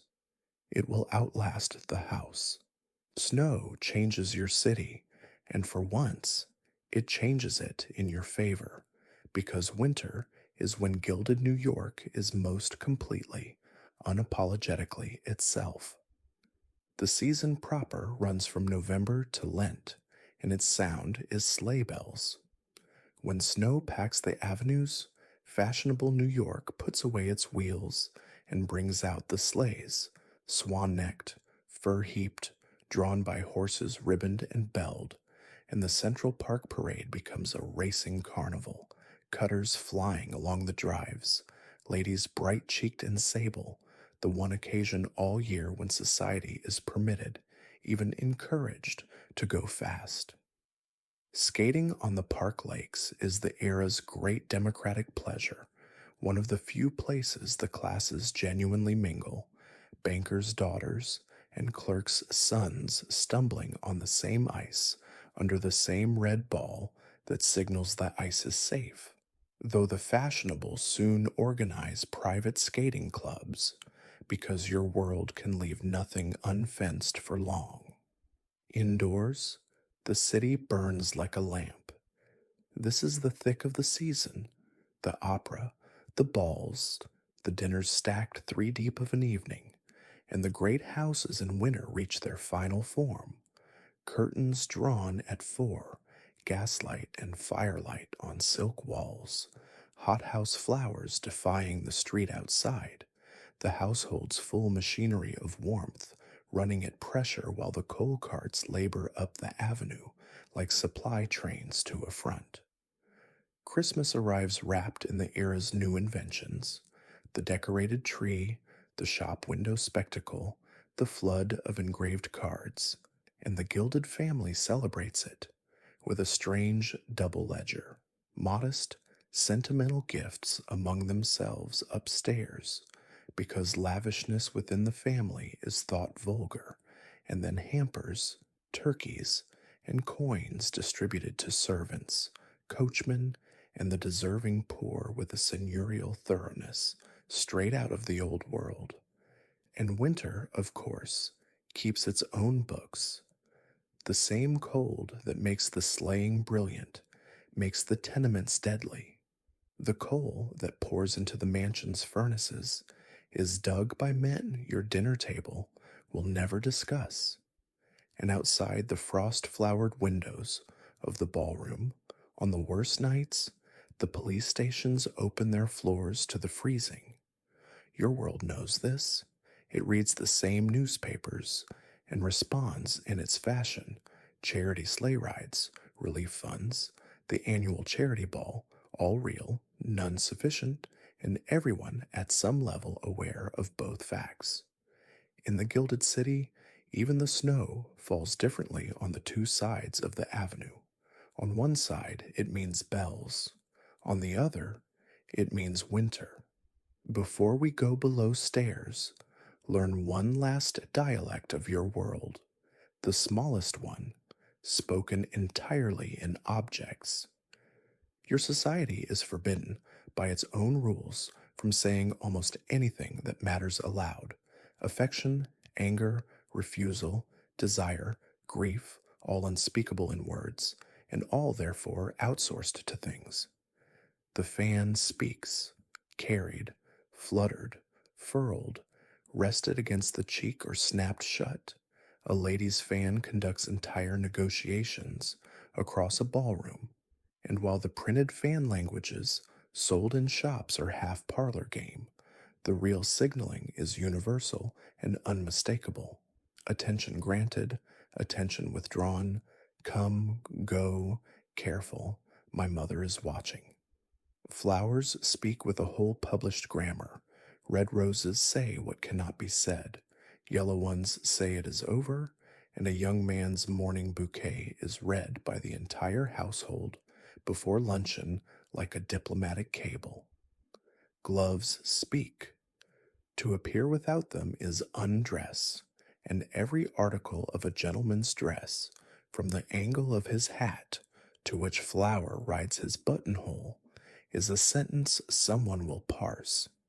Even the stationery talks. The width of a black border on writing paper announces the depth and month of a family's mourning with actuarial precision.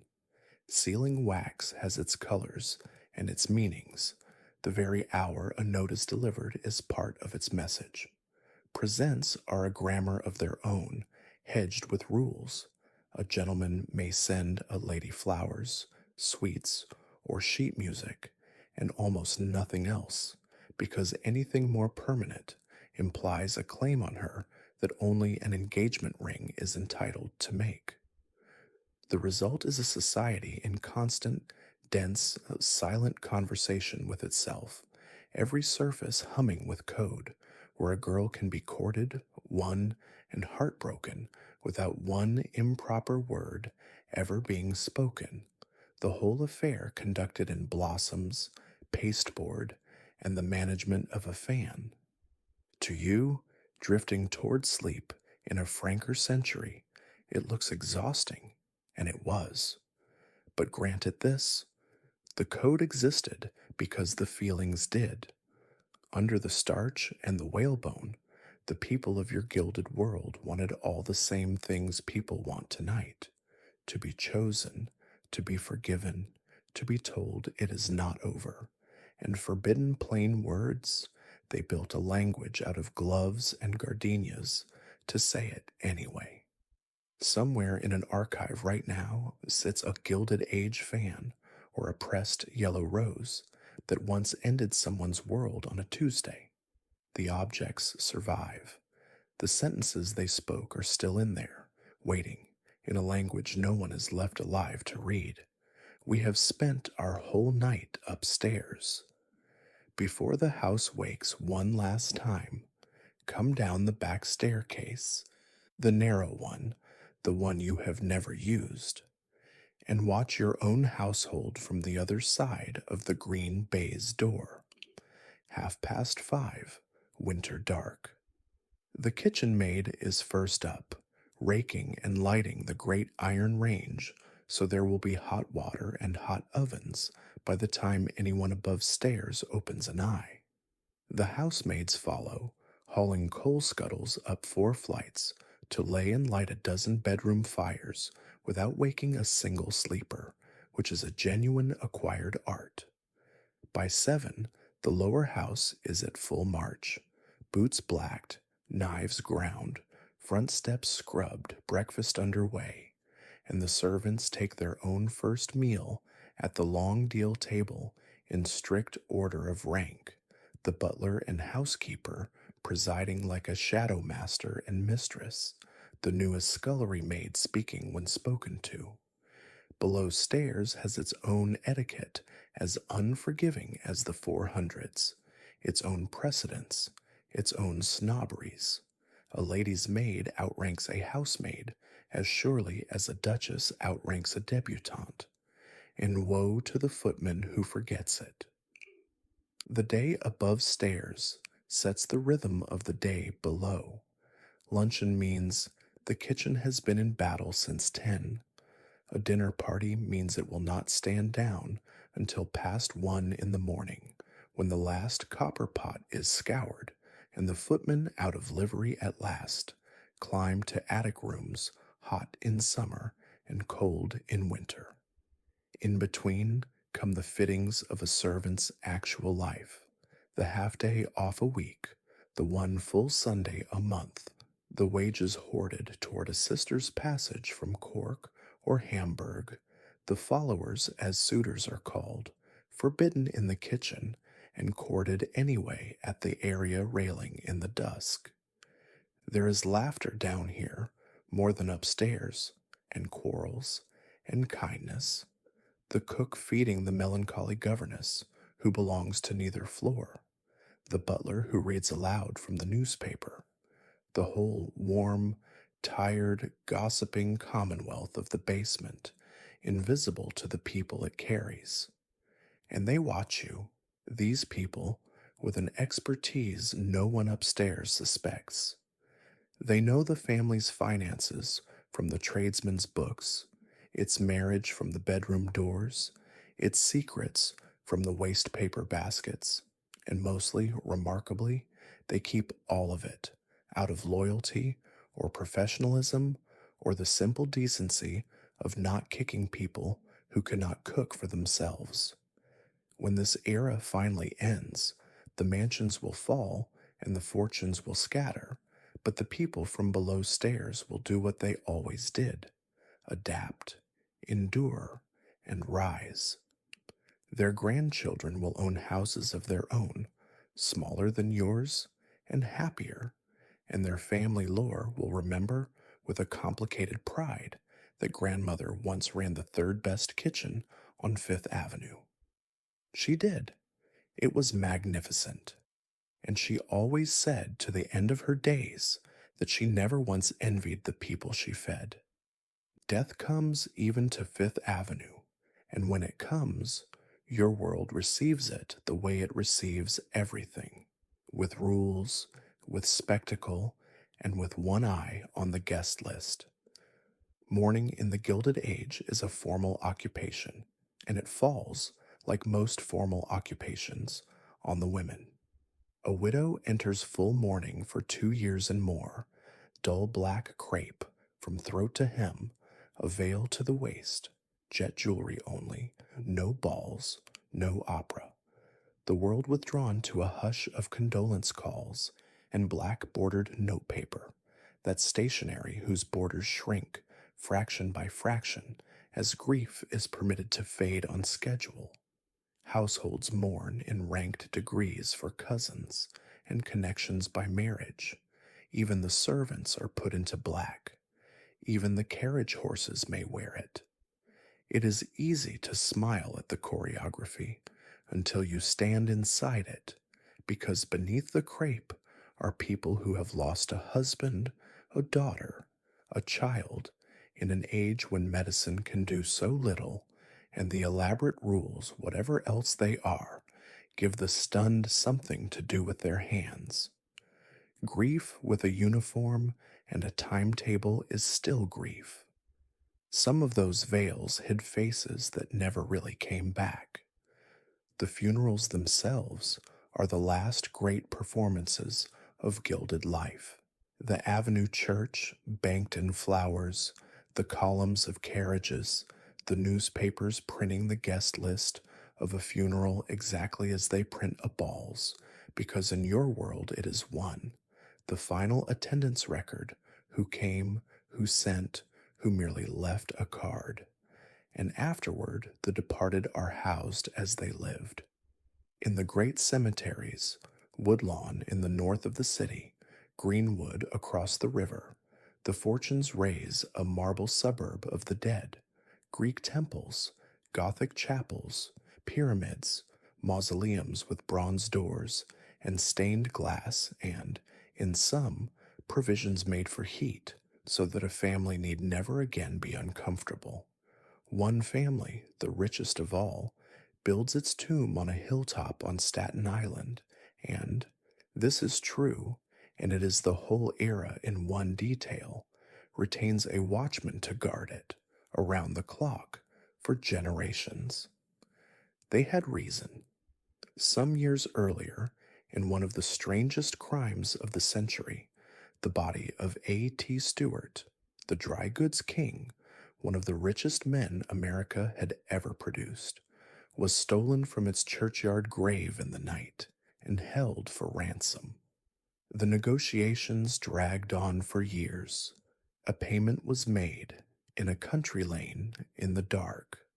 A sack of remains was returned that the family chose to believe was the right one, and it was sealed at last in a cathedral crypt behind, the story insists, a mechanism rigged to sound the bells if ever disturbed. After that, the mausoleums of the gilded dead were built like the banks of the gilded living. And so the era arrives at its most honest architecture. In the end, the fear did not stop at the grave, and neither did the guards. Not even the dead in your world were permitted to stop keeping up appearances. Every era believes it is permanent, and yours, armored in marble, anchored in money, believes it more serenely than most. It is wrong, and the ending, when it comes not with a crash, but with a series of quiet letters. The signs accumulate through the 90s like snow. The Depression of 1893 shakes fortunes that were thought geological. Ward McAllister, the maker of the 400, publishes a chatty memoir, is judged to have told tales out of school, and is dropped, swiftly, totally, by the very society he invented. When he dies not long after, the world he organized barely pauses between engagements. Mrs. Astor holds her line into the new century, but her city is dissolving around her. The 400 swells past counting as new fortunes arrive faster than anyone can snub them. The automobiles frighten the carriage horses off the avenue, and her own ballroom's last years are shadowed by a long twilight of the mind. The old queen, it was said, receiving imaginary guests in an empty room, gracious to the end, presiding over a court only she could still see. She dies in 1908, and everyone understands that something larger has died with her, and no one can quite say what to call it. What kills the gilded world in the end is arithmetic and history.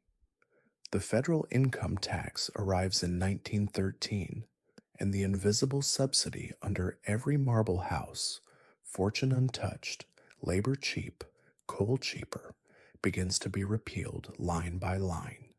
The Great War finishes what the tax began. Heirs die in France, servants leave for factories and never come back, and the 60-room house, which was always a machine run on 40 pairs of cheap hands, becomes suddenly catastrophically impossible.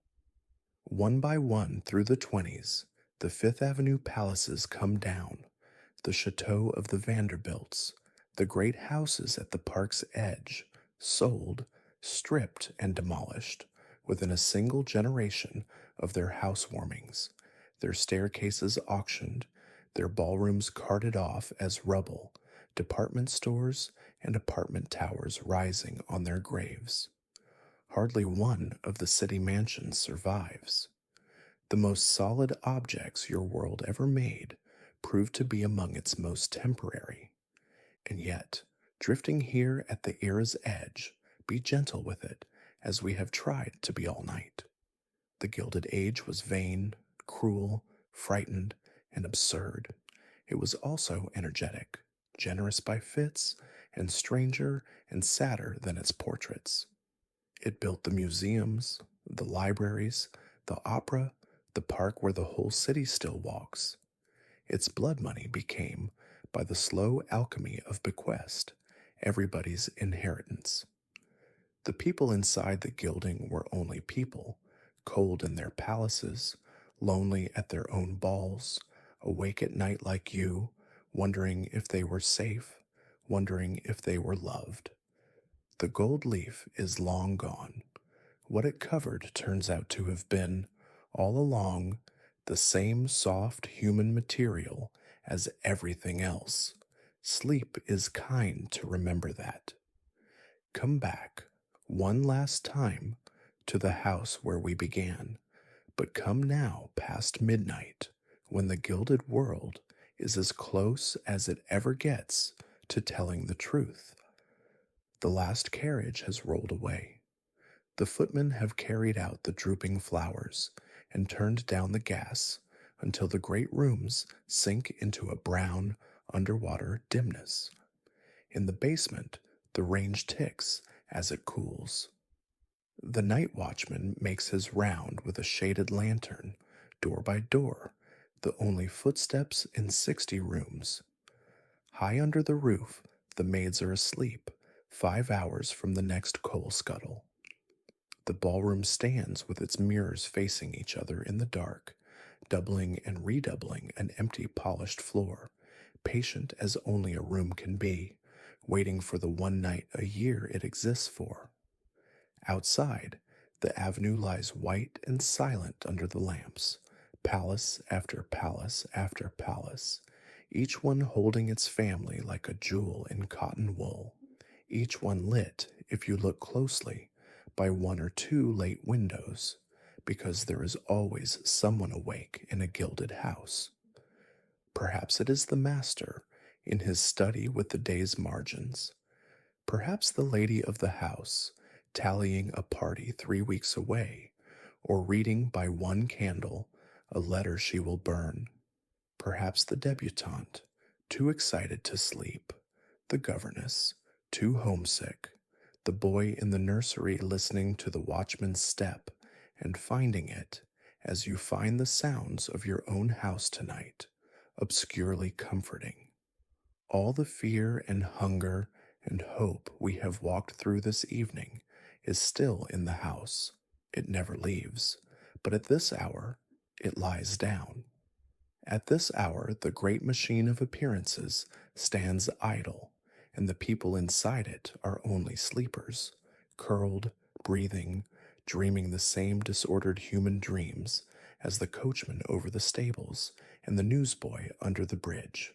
All of it, the whole city, the whole vanished century, rocking gently in the dark like a ship at an anchor. They are all gone now, of course. The sleepers, the watchers, the watchman himself, the house too, in almost every case, the lot resold, the marble scattered, the very cellar filled and built over, so that people ride elevators tonight through the exact cubic air where the ballroom hung its chandeliers.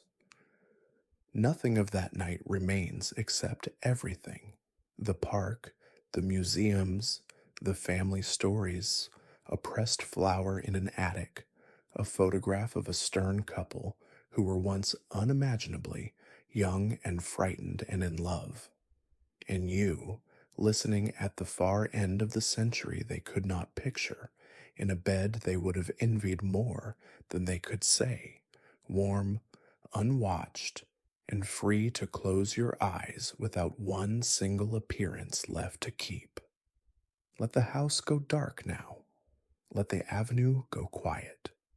The Gilded Age is over, and the night, the old democratic night that always came for millionaire and maid alike, settles over everything at last, softly, like a dust sheet over a chandelier.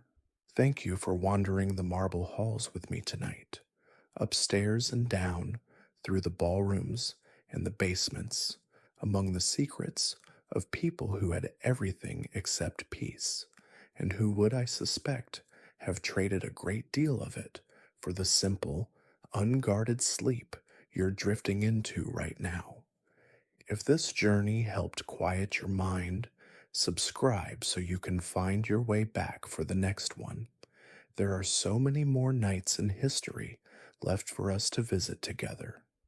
And if you haven't yet, scroll down and read tonight's comments before you go. Somewhere in that column of family legends and far flung cities, other listeners are falling asleep right alongside you, each of them descended from someone who lived through nights like these, on one side of the green baize door or the other. Until then, let your breathing slow, let the last lamps dim on the avenue, and let the whole gilded century fold itself away like tissue paper in a trunk. Rest easy, sleep well. This is Drowsy History.